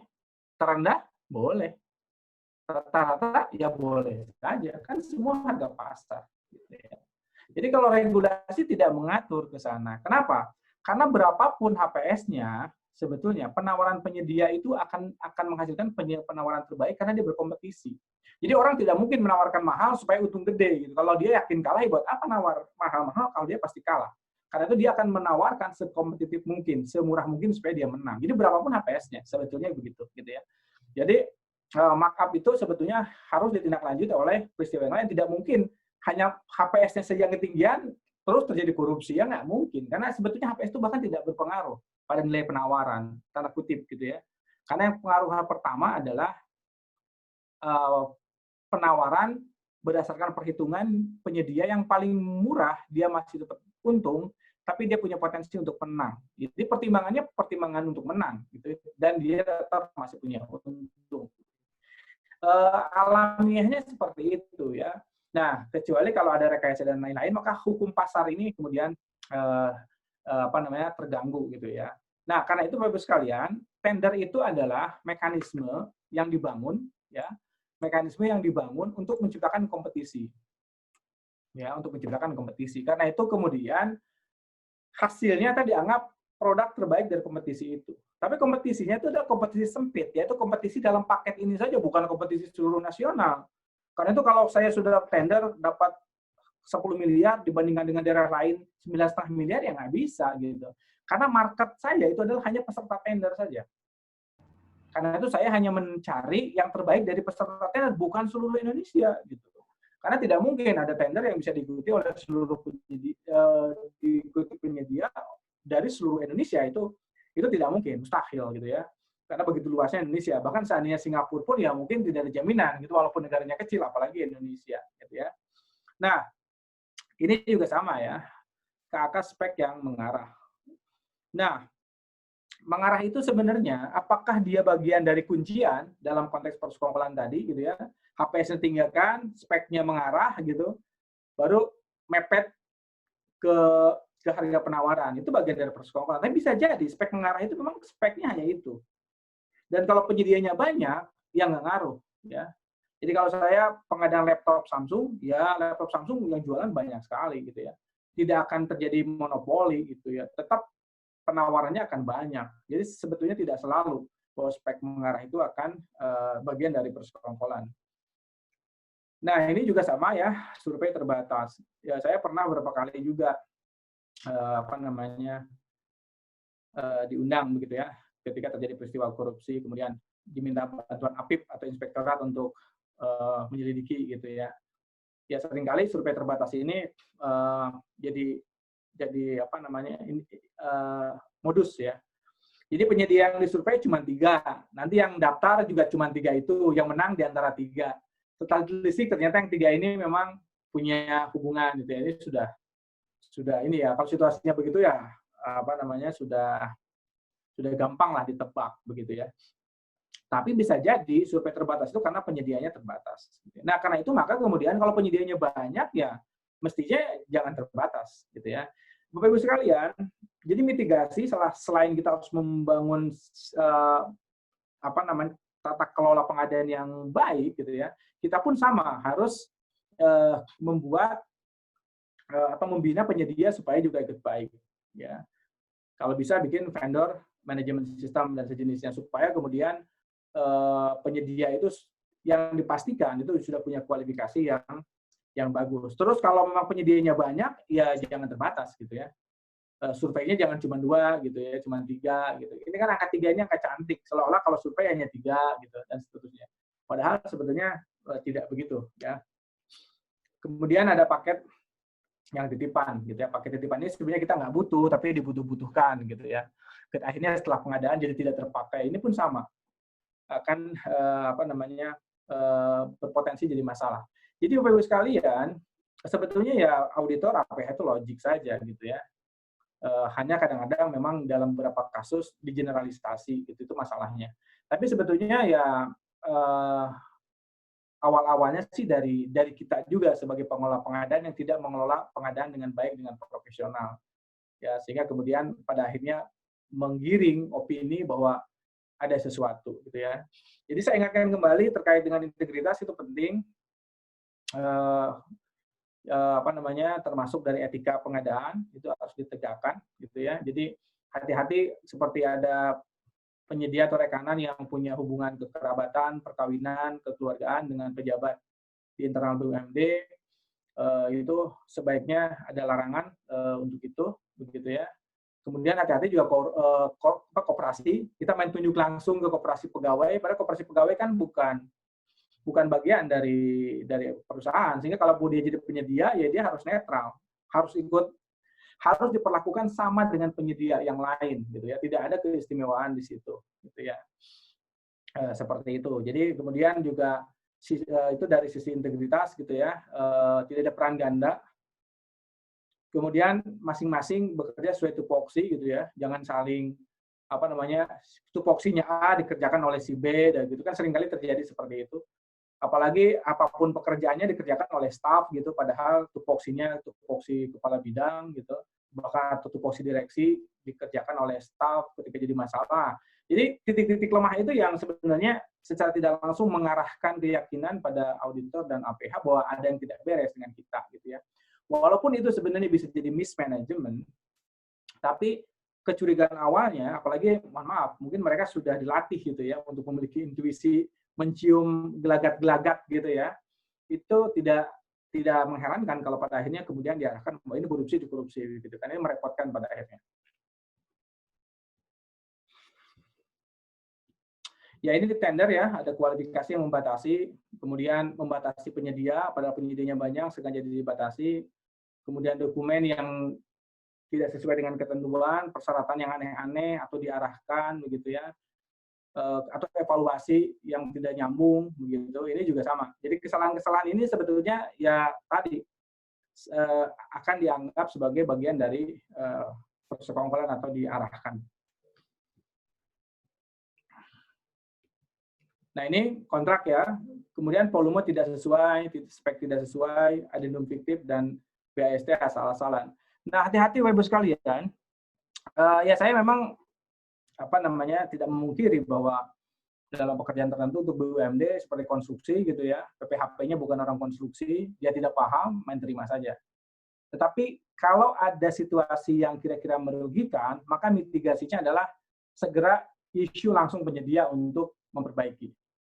Jadi banyak sekali pekerjaan mangkrak, kelebihan bayar, dan lain-lain yang tidak ada upaya dari kita sebagai pelaku pengadaan untuk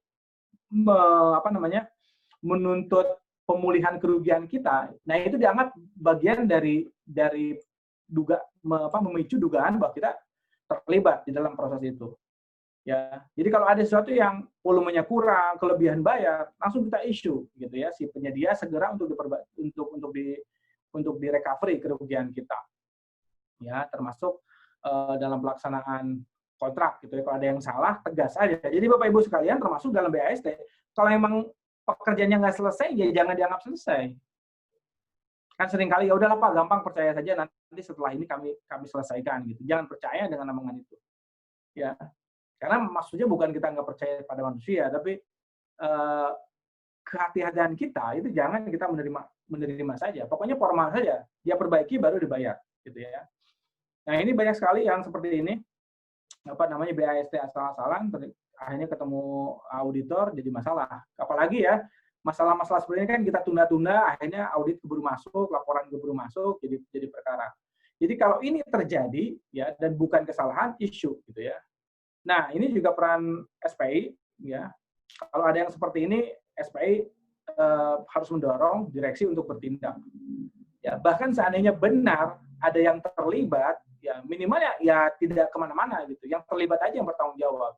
Tapi kalau memang tidak ada yang terlibat, ini hanya murni kesalahan penyedia, maka kita memperlihatkan ada upaya untuk merecovery kerugian. Karena gini logika dasarnya, kalau kita membiarkan penyedia merugikan kita, pasti kita diduga bahwa kita itu bersekongkol dengan penyedia.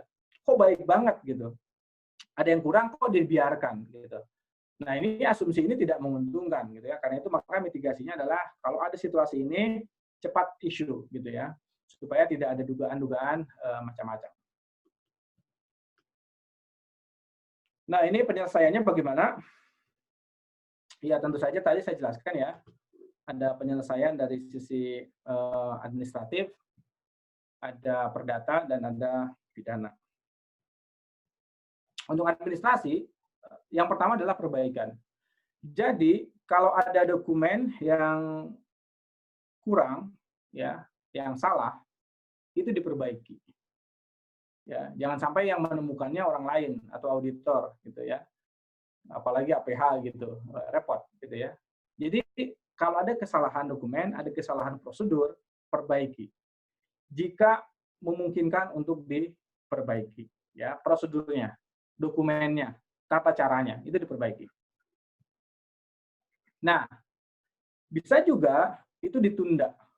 Ya, jadi ditunda itu bisa dalam rangka melakukan penyelidikan, pemeriksaan, bisa juga dalam rangka untuk memberikan waktu pada perbaikan. Gitu ya. Ditunda dulu. Kemudian bisa juga dihentikan supaya menutup peluang kita membayar pekerjaan yang tidak perlu. Sehingga kemudian nanti jadi potensi kerugian keuangan negara gitu ya. Dan terakhir pengembalian. Nah, jadi ini penyelesaian dari sisi administrasi.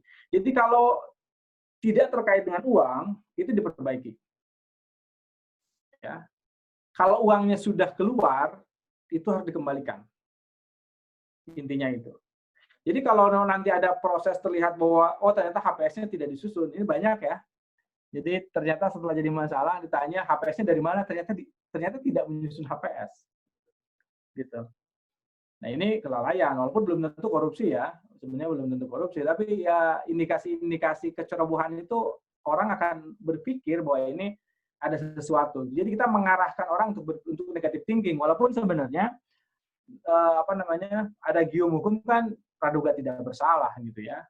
Tapi ya dalam pengalaman kita apa iya praduga tidak bersalah yang ditegakkan oleh para penegak hukum gitu.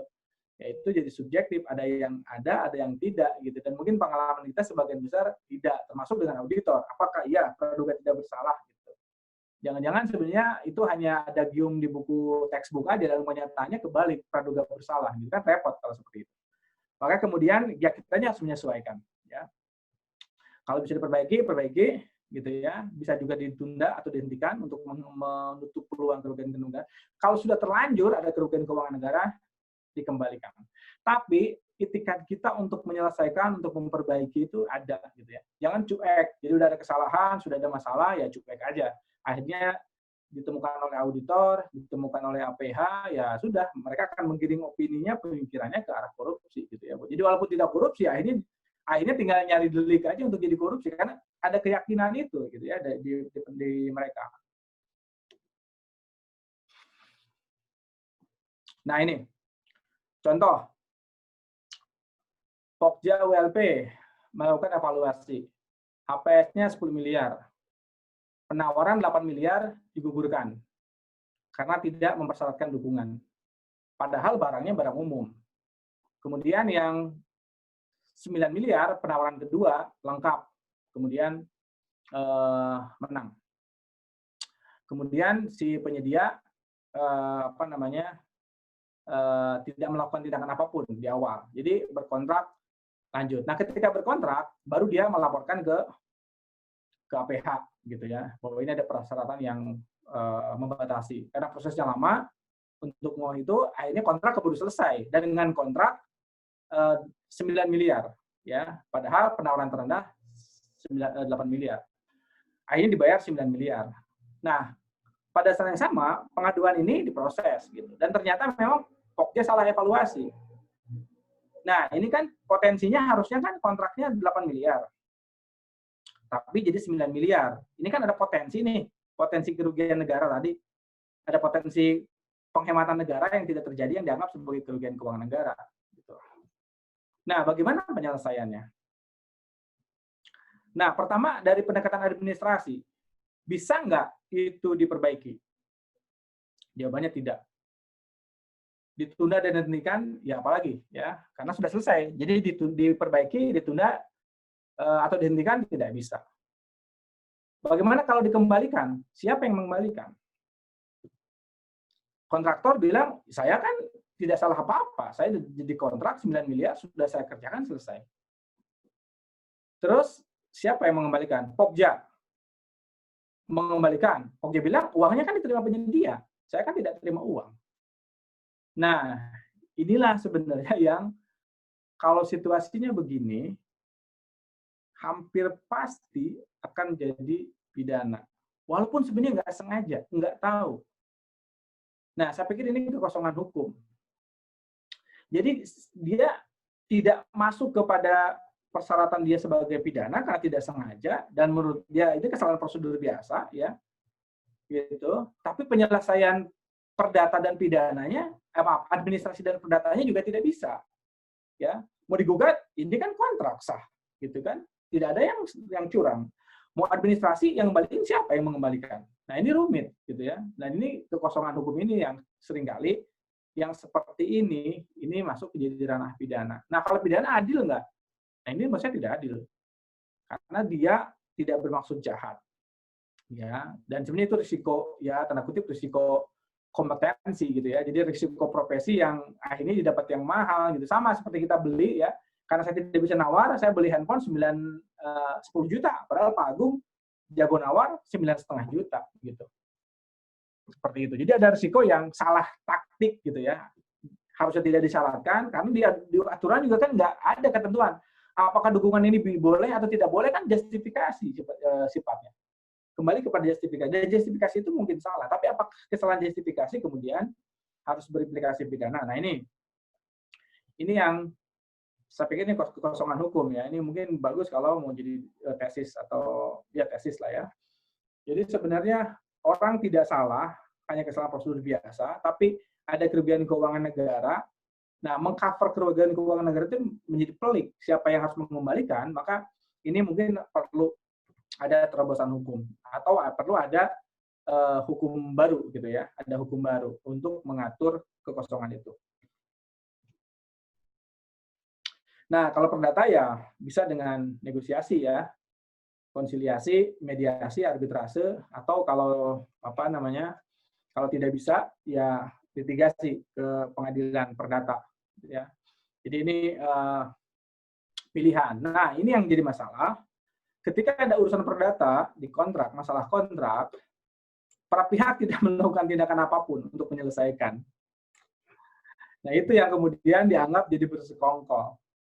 Padahal sebetulnya harusnya ada upaya untuk menyelesaikan.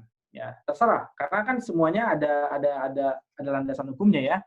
Mau apa namanya pakai ADR, Alternative Dispute Resolution, atau melalui jalur litigasi.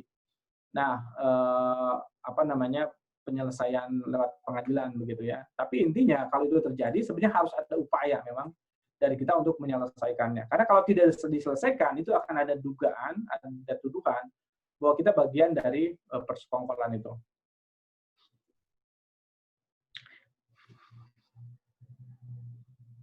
Nah, ini sengketa kontrak tidak sesuai volume, spek, atau kelebihan pembayaran, apakah bisa jadi pidana?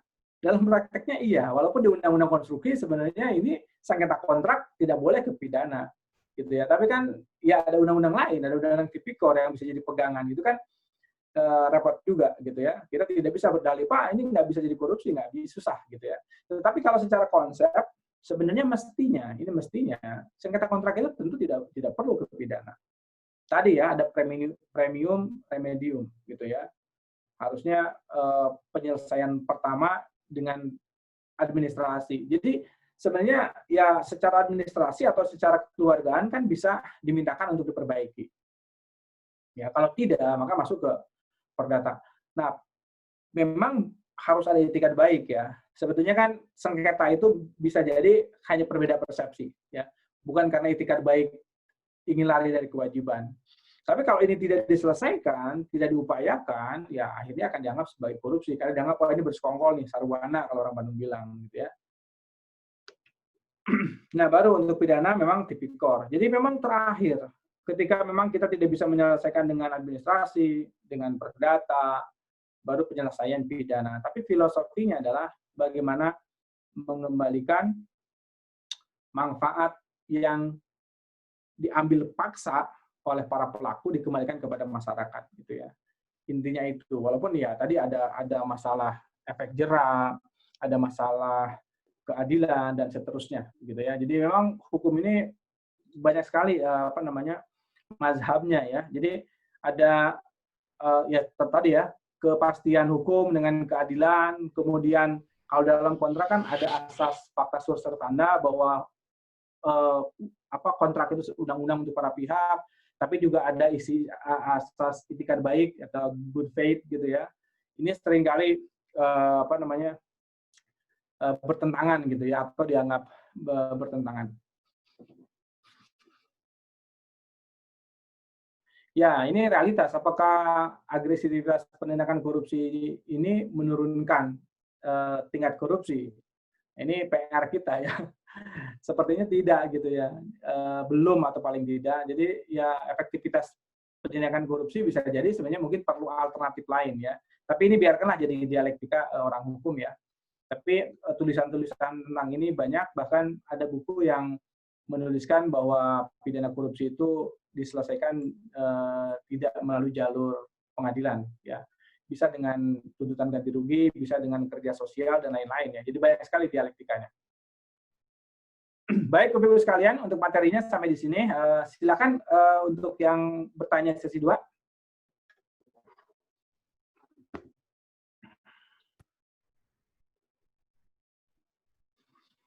Silakan Bapak Ibu sekalian. Pak Agung? Ya. Jika ada yang bertanya, kami persilahkan.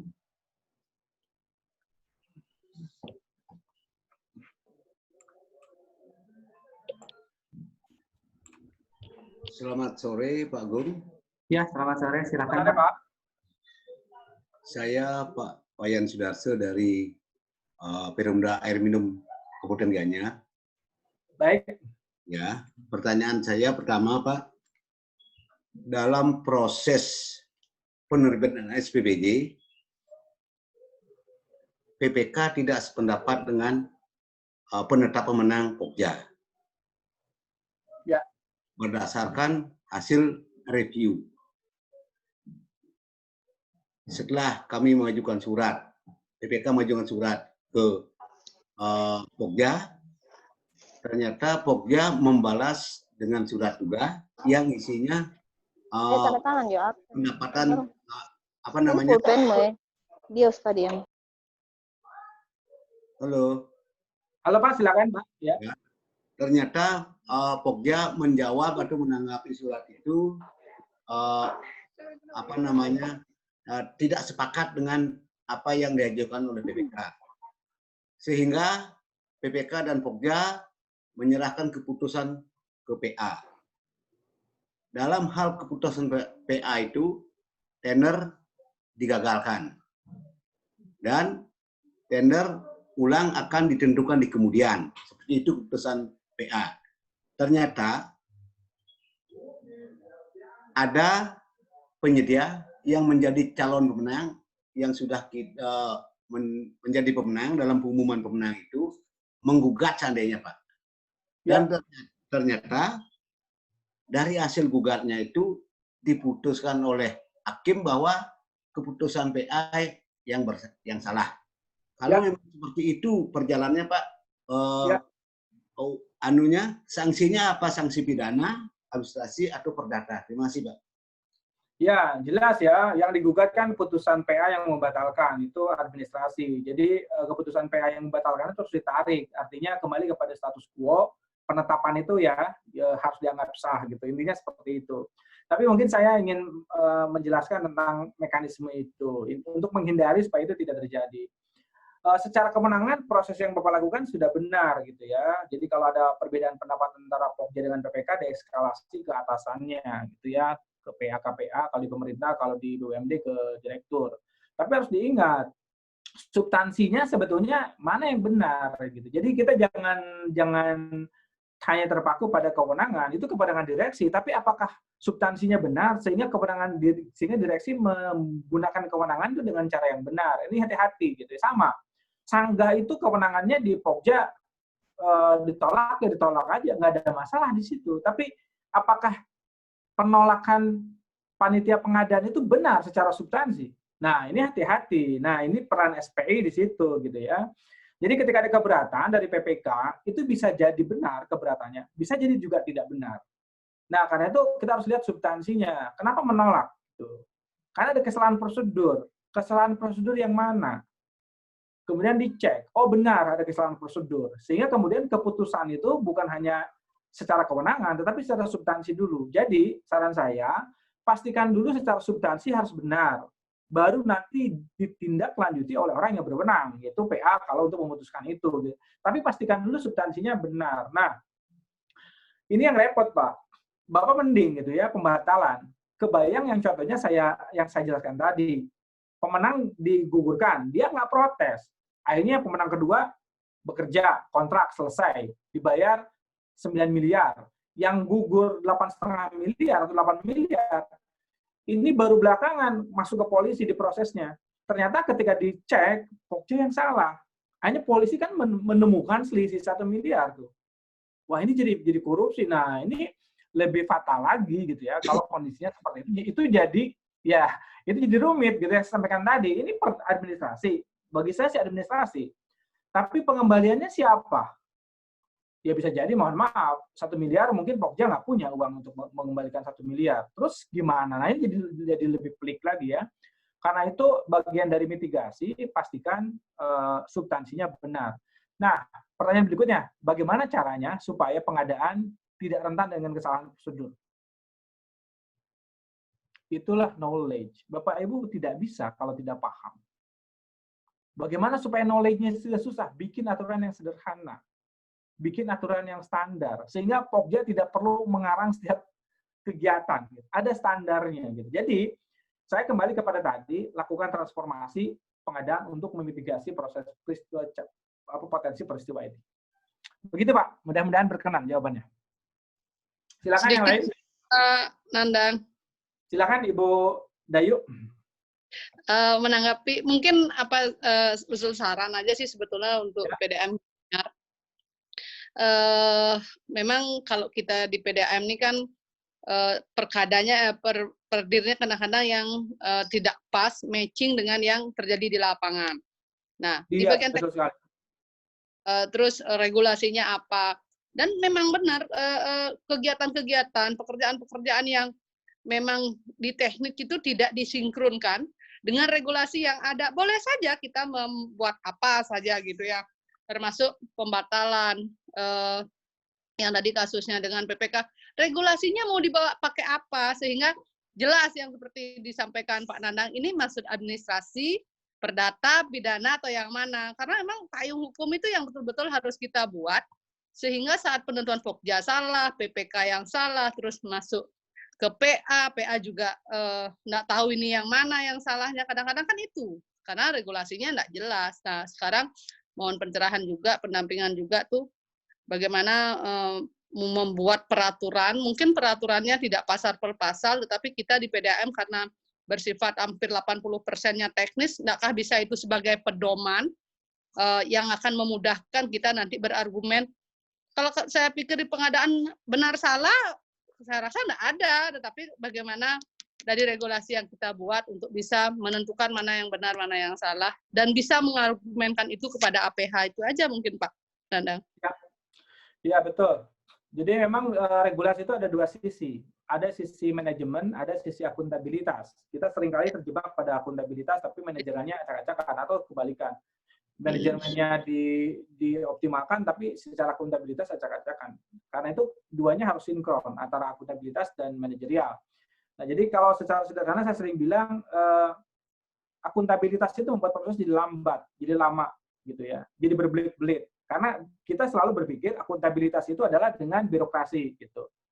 Nah, ketika memotong birokrasi, memotong proses jadi sederhana, dianggap tidak akuntabilitas. Nah, pertentangan ini sebenarnya harus ada jalan tengahnya. Jalan tengahnya apa? Jalan tengahnya teknologi. Jadi sebenarnya di hari ini sangat sulit kita tidak menggunakan teknologi. Contoh, jenis kontrak. Iya. Atau dokumen kontrak. Dokumen kontrak itu kan ada bukti pembelian, ada kwitansi, ada SPK, ada kontrak gitu ya. Dengan aplikasi jadi satu. Cukup satu format. Yang kedua, metode pemilihan, ada pengadaan langsung, penunjukan langsung, ada tender. Kalau kita bisa menciptakan pengadaan yang satu hari, maka kita tidak perlu lagi mekanisme yang lain, cukup tender aja, tender cepat atau auction yang satu hari gitu. Dan itu hanya bisa oleh teknologi gitu ya. Nah, itu tidak bisa disalahkan karena secara teknologi tidak ada intervensi manusia di situ. Jadi manusia itu konflik interest ya, berpotensi konflik interest karena manusia ini punya cicilan ya, mesin tidak punya cicilan. Itu yang membedakannya ya. Karena itu saya sebenarnya lebih semangat gitu ya, diskusi itu pada aspek bagaimana kita mengoptimalkan pengadaan. Ada dua sisi. Sisi pertama mengamankan kita di dalam rangka mitigasi dari potensi masalah hukum. Yang kedua, dalam rangka meningkatkan kinerja pengadaan kita. Karena Bapak Ibu bekerja dimanapun, tidak mungkin organisasi kinerjanya baik kalau pengadaannya tidak baik. Itu tidak mungkin ya. Nah, sekarang aja sedang COVID gitu ya, saya hobinya buah nanas, tiba-tiba COVID, tukang nanasnya hilang, ya kebutuhan saya akan nanas itu jadi tidak terpenuhi gitu ya. Selera makan saya jadi berkurang gitu. Itu gara-gara pengadaan tidak jalan gitu ya. Nah, di layanan publik lebih dramatis lagi. Ya, jadi kita tidak bisa lagi menyepelekan pengadaan gitu, tapi kan perlu effort ya memang. Ya, Bapak Ibu sampai posisi sekarang ada effort ya. Jadi kalau tidak ada effort ya mungkin posisi kita tidak seperti sekarang gitu ya. Jadi kita siapapun Bapak Ibu yang sukses itu karena effort. Begitupun untuk pengadaan, untuk pengadaan sukses di organisasi memang ada effort gitu ya. Baik, terima kasih Bu Dayu. Yang lain masih ada? Silakan. Silakan yang lain, Bapak Ibu. Pak, mungkin sebelum ada yang lain saya ya. Silakan Bu Dayu. Di PP 54 di PP 54 silakan Bu Dayu dulu, Bos Edi ya. Di PP 5 prinsipnya cuma efektif dan efisien. Nah, saya sempat juga dengan teman-teman, apakah hanya efektif ini yang akan nanti bisa kita argumenkan sehingga tidak berdampak hukum? Apa perlu ada yang lain? Nah, kebetulan kemarin saya juga sempat sama teman dari hukum untuk berbincang, apakah tidak perlu ditambah lagi nih kalau memang kita nanti di perdir saat pendampingan itu ada satu lagi bahasanya mungkin masih kita rembukan, ini bahasa yang cocok kalau dibawa ke farmasi itu kemanjuran, sehingga saat kita memberikan pelayanan tidak berbenturan lagi dengan hukum-hukum yang memang kadang APH tidak pahami dengan apa yang jadi kebutuhan kita. Mungkin apa kira-kira selain efektif dan efisien ini yang bisa kita tambahkan untuk di perdir nanti, Pak Nandang? Terima kasih, Pak. Ya, untuk orang hukum pasti paham dengan norma hukum, gitu ya. Kalau orang manajemen paham dengan visi misi. Jadi sebenarnya ketika kita membuat suatu kebijakan, suatu cara, kita harus kembali kepada filosofinya. Jadi kalau filosofinya pengadaan di swasta, emang hanya efektif efisien, yang lain nggak perlu. Tapi di pengadaan nggak perlu. Jadi termasuk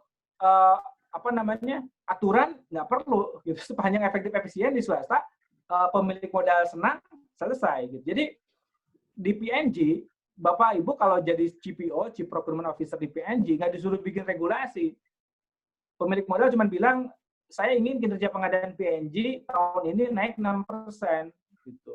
Jadi CPO-nya mengembangkan strategi untuk efisien meningkat 6%, karena belanjanya mungkin sekian puluh billion US dollar setahun. Nah, di pemerintah, di publik itu nggak bisa. Gitu ya. Di pemerintah. Seperti pengadaan pemerintah.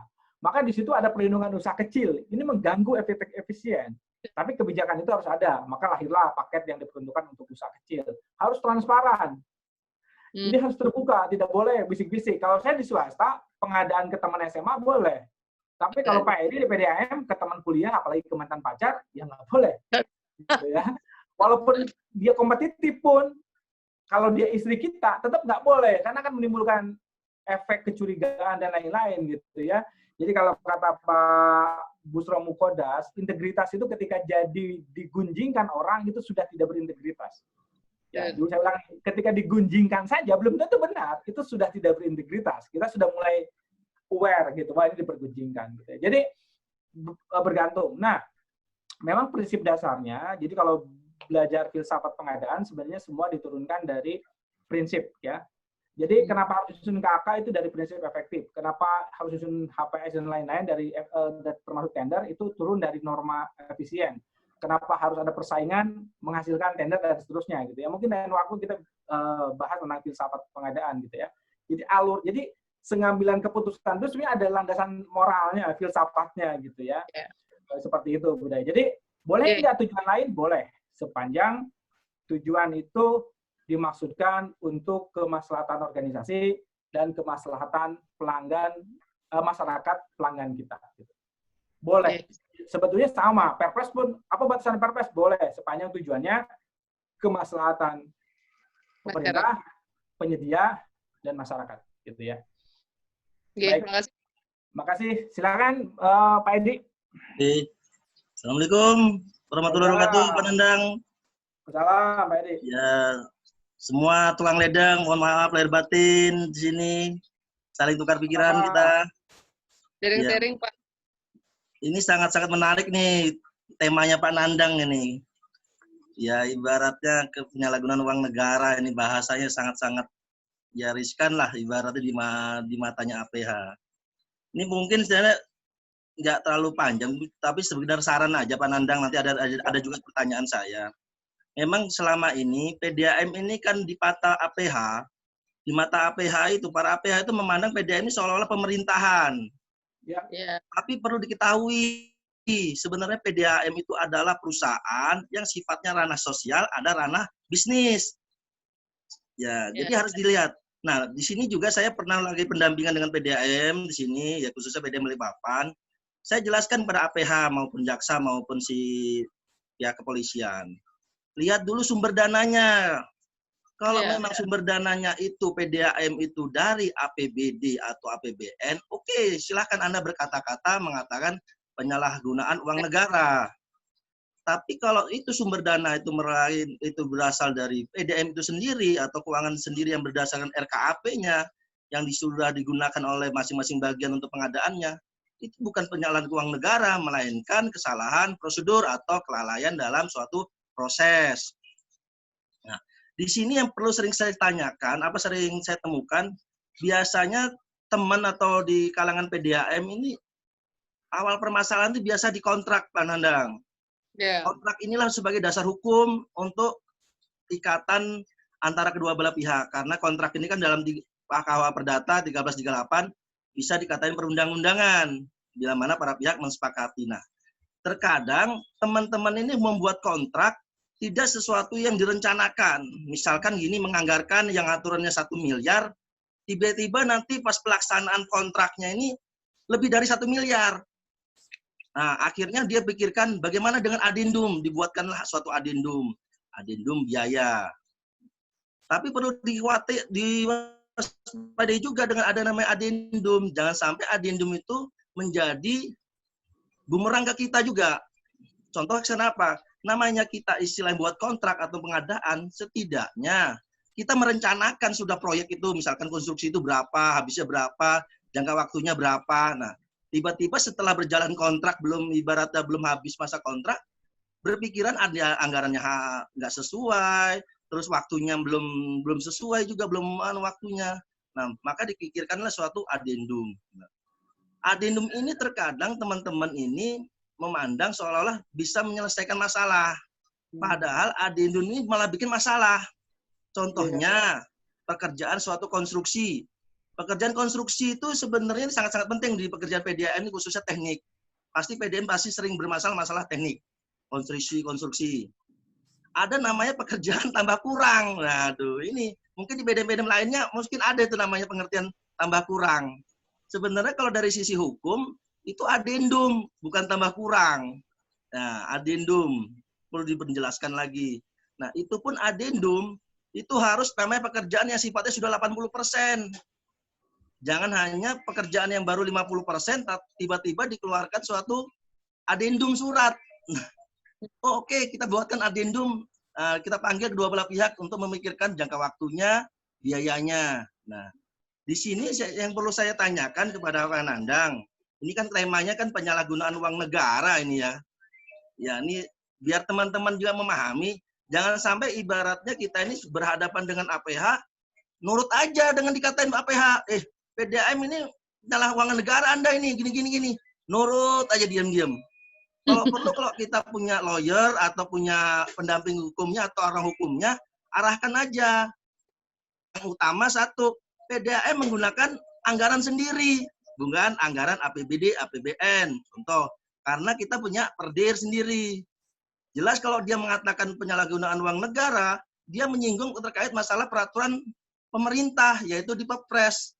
Padahal jelas di Perpres pasal 2, kita tidak tercantum di situ. Tidak ada BUMN, BUMD di situ, di dalam Perpres. Nah, yang menjadi pertanyaan saya itu kembali lagi tentang penyalahgunaan uang negara ini, apakah dengan adendum yang ibaratnya jangka waktunya sudah habis, tiba-tiba pembayarannya itu masih berlanjut, habis jangka waktunya misalnya Pak Nandang, contoh ini kontraknya itu 2017 habis, di adendum waktu dengan 2 bulan. Jadi bulan Februari 2018. Tapi dibayarnya bulan April 2018. Otomatis kan waktunya 3 bulan maju. Adendumnya sebenarnya habisnya di Februari, dibayarnya di April. Nah, menurut Kang Nandang, nah ini untuk pelajaran sama teman-teman juga. Ini menurut saya ini kan ada kelalaian administrasi, tapi kesalahan fatal. Nah, menurut Bang Nandang dari sisi inilah yang sangat-sangat sepele, tapi dampaknya besar. Administrasi, tapi dampaknya besar. Adendumnya habis di Februari dengan jangka waktu 2 bulan, tapi pembayarannya FHO-nya atau finalnya itu di April. Nah, mungkin itu aja penyerahan Pak Nandang. Terima kasih. Assalamualaikum warahmatullahi wabarakatuh. Salam wabarakatuh. Ya, terima kasih Pak Edi ya. Pak Edi ini guru saya, ini beliau di bidang hukum sebenarnya, beliau duluan ya. Baik. Baik, jadi betul ya. Jadi seringkali sampaikan tadi perkara ini terjadi karena mismanagement dan maladministrasi. Jadi apa namanya yang ya kita awam saja kalau yang melihat yang aneh-aneh begitu ya kita jadi curiga juga, wah ini ada apa-apa. Ya, APH dan auditor itu hanya itu sebenarnya. Seringkali curiga di awal karena banyak akrobatik gitu ya. Nah ini yang perlu dijelaskan. Yang pertama terkait dengan adendum untuk konstruksi. Sebenarnya kalau perencanaannya bagus, mestinya tidak butuh adendum. Dan kontrolnya bagus, mestinya tidak terlambat. Ya. Nah, adendum itu terjadi idealnya adalah kalau di luar perencanaan. Gitu ya. Artinya apa? Artinya ada kondisi lapangan, kondisi klien, kondisi kebutuhan yang berubah gitu. Bukan lingkupnya yang berubah-berubah karena pemikiran kita yang berubah gitu. Ya, itu kalau karena perubahan pikiran itu yang jadi masalah, nggak bisa, nggak boleh. Jadi perubahannya harus di luar. Kondisi kebutuhan berubah, kondisi lapangan berubah, situasi regulasi berubah. Kita nggak punya pilihan, harus menyesuaikan, gitu ya. Dan adendum harus dibuat di dalam periode kontraknya sudah habis kok di adendum itu akrobatik gitu ya. Nah, karena itu di konstruksi ada ketentuan di pemerintah dibatasi 10%. Sebetulnya memang tadi saya sampaikan adendum fiktif salah satu modus di dalam korupsi itu seringkali digunakan untuk nitip uang gitu. Nah, ini yang apapun hasilnya itu kecurigaan itu akan ada ke sana. Karena itu apa namanya harus hati-hati. Tapi memang itu dalam konteks itu ya. Masalah besarnya adalah kembali ke SDM yang saya jelaskan tadi. Apakah SDM-nya paham? Kemudian kalau dia tidak paham, siapa yang mengawasi? Apakah pengawasan yang dia itu berjalan gitu ya. Jadi sebenarnya ujung-ujungnya kembali aspek hukum dengan manajemen ini nggak bisa dipisahkan. Jadi kembali juga kepada manajemen pengadaannya juga gitu ya. Jadi memang kok kompleks ya. Saya kebetulan pernah bekerja di BUMN, pernah bekerja di PNS, pernah bekerja di swasta, pernah bekerja di peneliti dan sekarang jadi wira swasta. Paling susah itu jadi PNS. Paling susah karena semua tindakan itu diatur gitu ya. Dan kita belum tentu paham filosofi aturannya. Yang kedua di BUMN ya. Yang paling gampang di swasta ya untuk bekerja karena di swasta itu visinya hanya bagaimana supaya mendapatkan penghasilan aja gitu ya. Jadi perusahaan itu bertumbuh, penghasilan meningkat, perusahaan membesar. Hanya itu aja sebetulnya ya di swasta itu gitu. Karena nggak ada pelanggaran hukum dan lain-lain gitu. Uang pribadi. Cuma susahnya harus cari duit. Di pemerintah tidak kepikiran nyari duit. Di BUMN juga, di BUMD ada, tapi nggak utama lah gitu ya. Apalagi PDAM monopoli gitu ya. Nah, karena itu kemudian tadi ya kembali kepada apa namanya investasi SDM. Jadi SDM itu harus paham. Jadi ujung-ujungnya mitigasinya adalah lakukan dengan baik, kembali ke tema awal sekali yang saya sampaikan tadi. Kita harus membenahi pengadaan. Gitu ya. Nah, seperti itu. Itu mungkin Pak Edi penjelasannya. Baik, ada yang lain? Silakan. Pak Ente, silakan dari Jayapura. Apa kabar, Pak? Selamat datang, Pak. Alhamdulillah, Bang Istu. Silakan Pak Pak Dirut Jayapura ya, kenalkan. Ya, terima kasih untuk kegiatannya ini cukup luar biasa ini. Saya ingin ikuti terus ini. Oh, terima kasih Pak Dirut. Ini Pak Nandang, saya ingin. Ada Ibu Dayu, apa kabar? Baik Pak. Suara kamu. Baik semua. Gini Pak, berkaitan dengan masalah sebenarnya begini, masalah pengadaan ini ternyata kalau saya lihat yang real di lapangan. Implikasi hukum ini dengan adanya PDM masih diperiksa oleh BPK dan BPK itu ada kemungkinan juga pintu masuknya di situ. Itu yang mungkin harus dipahami oleh sebagai pengalaman saya lah ya dengan auditor BPK dan BPKP. Walaupun dananya itu bersumber dari internal, tetap ini ada pintu masuk di ranah hukum seperti itu. Nah, saya ada memiliki pengalaman. Kira-kira ini begini. Ketika kebijakan manajemen lama menentukan HPS dengan nilai tertentu, kemudian saya memiliki kebijakan untuk menurunkan HPS tersebut, padahal rate waktunya itu 1 sampai 2 tahun yang lalu. Tetapi kebijakan saya bisa menahan harga minimal sama bahkan menurunkan. Nah, yang saya khawatirkan apakah ini dengan upaya kita melakukan efisiensi ya penekanan di harga pokok HPS tersebut, adakah implikasi hukum ketika kita memberikan penurunan harga ya, kemudian katakanlah mengabaikan kebijakan manajemen yang lama, kemudian kita membuat sesuatu yang lain, keberanian untuk ya artinya menghilangkan hal-hal nilai XX-nya seperti itulah. Nah, adakah penurunan itu membawa implikasi hukum terhadap mungkin yang lama kemudian atau bagaimana ditinjau dari sisi hukum gitu? Terima kasih Pak Turun. Baik, ini menarik Antis ya, karena sebetulnya ini kita ngalami juga dulu ketika mau bikin harga murah, pertanyaannya kami buka-bukaan nih Pak gitu, tapi yang masalah kami jual sebelumnya ini harganya mahal banget, yang sebelumnya kami ini jadi masalah enggak gitu. Iya, yang walaupun kita jawab ya apa namanya yang udah-udah jangan dibawa-bawa Pak, kita anggap selesai aja gitu ya, selesai lah. Tapi begini, sebetulnya memang harus dibedakan antara kinerja dengan hukum ya. Jadi sebetulnya kalau kita melakukan inovasi sehingga lebih efisien, ya tidak ada masalah. Yang dulu tidak efisien ya nggak ada masalah. Sepanjang tidak ditemukan unsur melawan hukum tadi yang terdahulu ya. Yang delik pidananya ada, apakah itu penyuapan, apakah rekayasa atau seterusnya gitu ya. Jadi kalau hanya semata-mata harga itu ya itu kita anggap sebagai proses nature natural saja. Jadi ini hanya masalah strategi saja. Jadi semestinya tidak terjadi. Cuman memang seringkali ada yang iseng gitu Pak. Ya, ini yang dulu mahal kok karena tidak ada kasus yang lain, yang ini aja yang dikorek-korek. Nah itu mungkin aja terjadi gitu ya, itu menjadi sulit. Tapi saya pikir gini aja ya, kita berprasangka baik aja. Yang pasti kan ini inovasi buat kebaikan gitu ya, kebaikan. Nah yang sebelumnya kalau memang tidak ada sesuatu apapun hanya karena faktor harga ya tidak bisa dimasalahkan. Termasuk katalog Bang Andres ya, katalog itu kan kontrak sebelumnya pada mahal ya, ketika masuk katalog kan murah. Tapi seingat saya tidak satupun dari banyak sekali penyedia itu yang dipermasalahkan. Ya. Jadi itu katalog itu hanya inovasi saja gitu ya.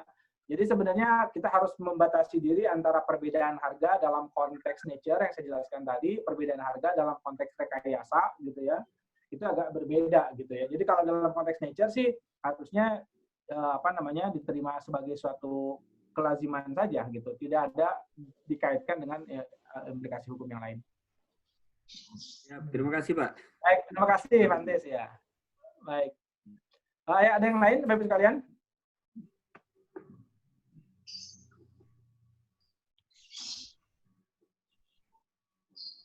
Ya, sepertinya sudah tidak ada ya, sudah tidak ada di chatting juga sudah tidak ada. Baik, Bapak Ibu sekalian, sudah tidak ada lagi yang ditanyakan. Jadi mungkin kita bisa ya, silakan Bu Dayu. Terkait dengan apa yang menjadi topik kita nih merupakan kerugian negara karena begini. Ada PDAM-PDAM lain yang mendapatkan penyertaan modal dari pemerintah itu tidak berupa langsung konstruksi, langsung barang, tetapi uang. Uang itu, nah kan ada uang nih penyertaan modal itu dari pemerintah. Apakah mungkin itu yang dianggap karena uang langsung yang diserahkan itu yang dipertanggungjawabkan dan pengadaannya harus melalui Perpres, tidak bisa dengan Perdir yang ada? Bagaimana kalau kira-kira seperti itu dilihat dari sisi kerugian negaranya? Apa bisa seperti itu, Pak? Ya, jadi jadi gini ya, kita bedakan antara kerugian keuangan negara dalam konteks delik tipikor atau dalam konteks keuangan negara, undang-undang keuangan negara dengan konteks manajemen keuangannya gitu ya. Jadi kalau manajemen keuangannya masing-masing ya, kita bacalah Undang-Undang 17 jelas keuangan negara itu sifatnya yang melibatkan publik dan negara, bahkan ada di swasta pun jadi uang negara gitu. Kalau dicuri jadi korupsi. Tapi pengelolaannya itu tidak ke pengadaan pemerintah. Jadi harus dibedakan antara uang negara dalam delik korupsi, itu diperkuat MK juga, kemudian dalam konteks manajerial. Nah, sekarang kalau yang penyertaan modal gini, ngacunya ke mana? Di ruang lingkup jelas. Pembiayaannya dari APBN-APBD, itu maksudnya belanja kita ada di DIPA, DPA, APBN, APBD. DIPA. Sedangkan penyertaan modal itu bukan di DIPA DPA, itu ada di pos penyertaan modal. Sama hibah juga ada di pos hibah gitu ya. Pos gaji juga sama. Saya dulu PNS, dapat uang dari APBN. Apakah ketika saya belanja pakai Perpres? Tidak. Karena uang itu sudah ada di kas saya. Jadi aturan pengadaan itu mengacu kepada pemilik uang terakhir. Kalau di DPA kan memang ada di kas daerah, di kas negara tuh. Kalau di pusat ada di KPPN, di Kemenkyu. Kalau yang daerah ada di bendahara daerah gitu ya, di dinas pendapatan daerah gitu kan, seperti itu. Jadi harus dibedakan gitu ya. Jadi walaupun penyertaan modal dilaksanakan dengan pesanan pada perdil. Ya. Baik, terima kasih Bapak sekalian. Kita tutup sampai di sini. Kita coba range untuk Bapak Ibu yang punya usulan tema untuk webinar berikutnya, boleh nanti disampaikan ke grup. Nanti kami akan buatkan dengan tema-tema yang kira-kira dibutuhkan oleh Bapak Ibu sekalian. Terima kasih sampai di sini. Mohon maaf kalau ada penyampaian yang kurang berkenan. Tetap jaga kesehatan selalu. Mudah-mudahan acara ini bermanfaat untuk kita semua. Wassalamualaikum warahmatullahi wabarakatuh. Waalaikumsalam warahmatullahi wabarakatuh. Terima kasih Pak Nandang.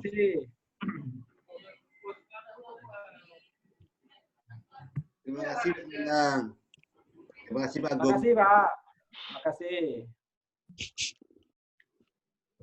Terima kasih.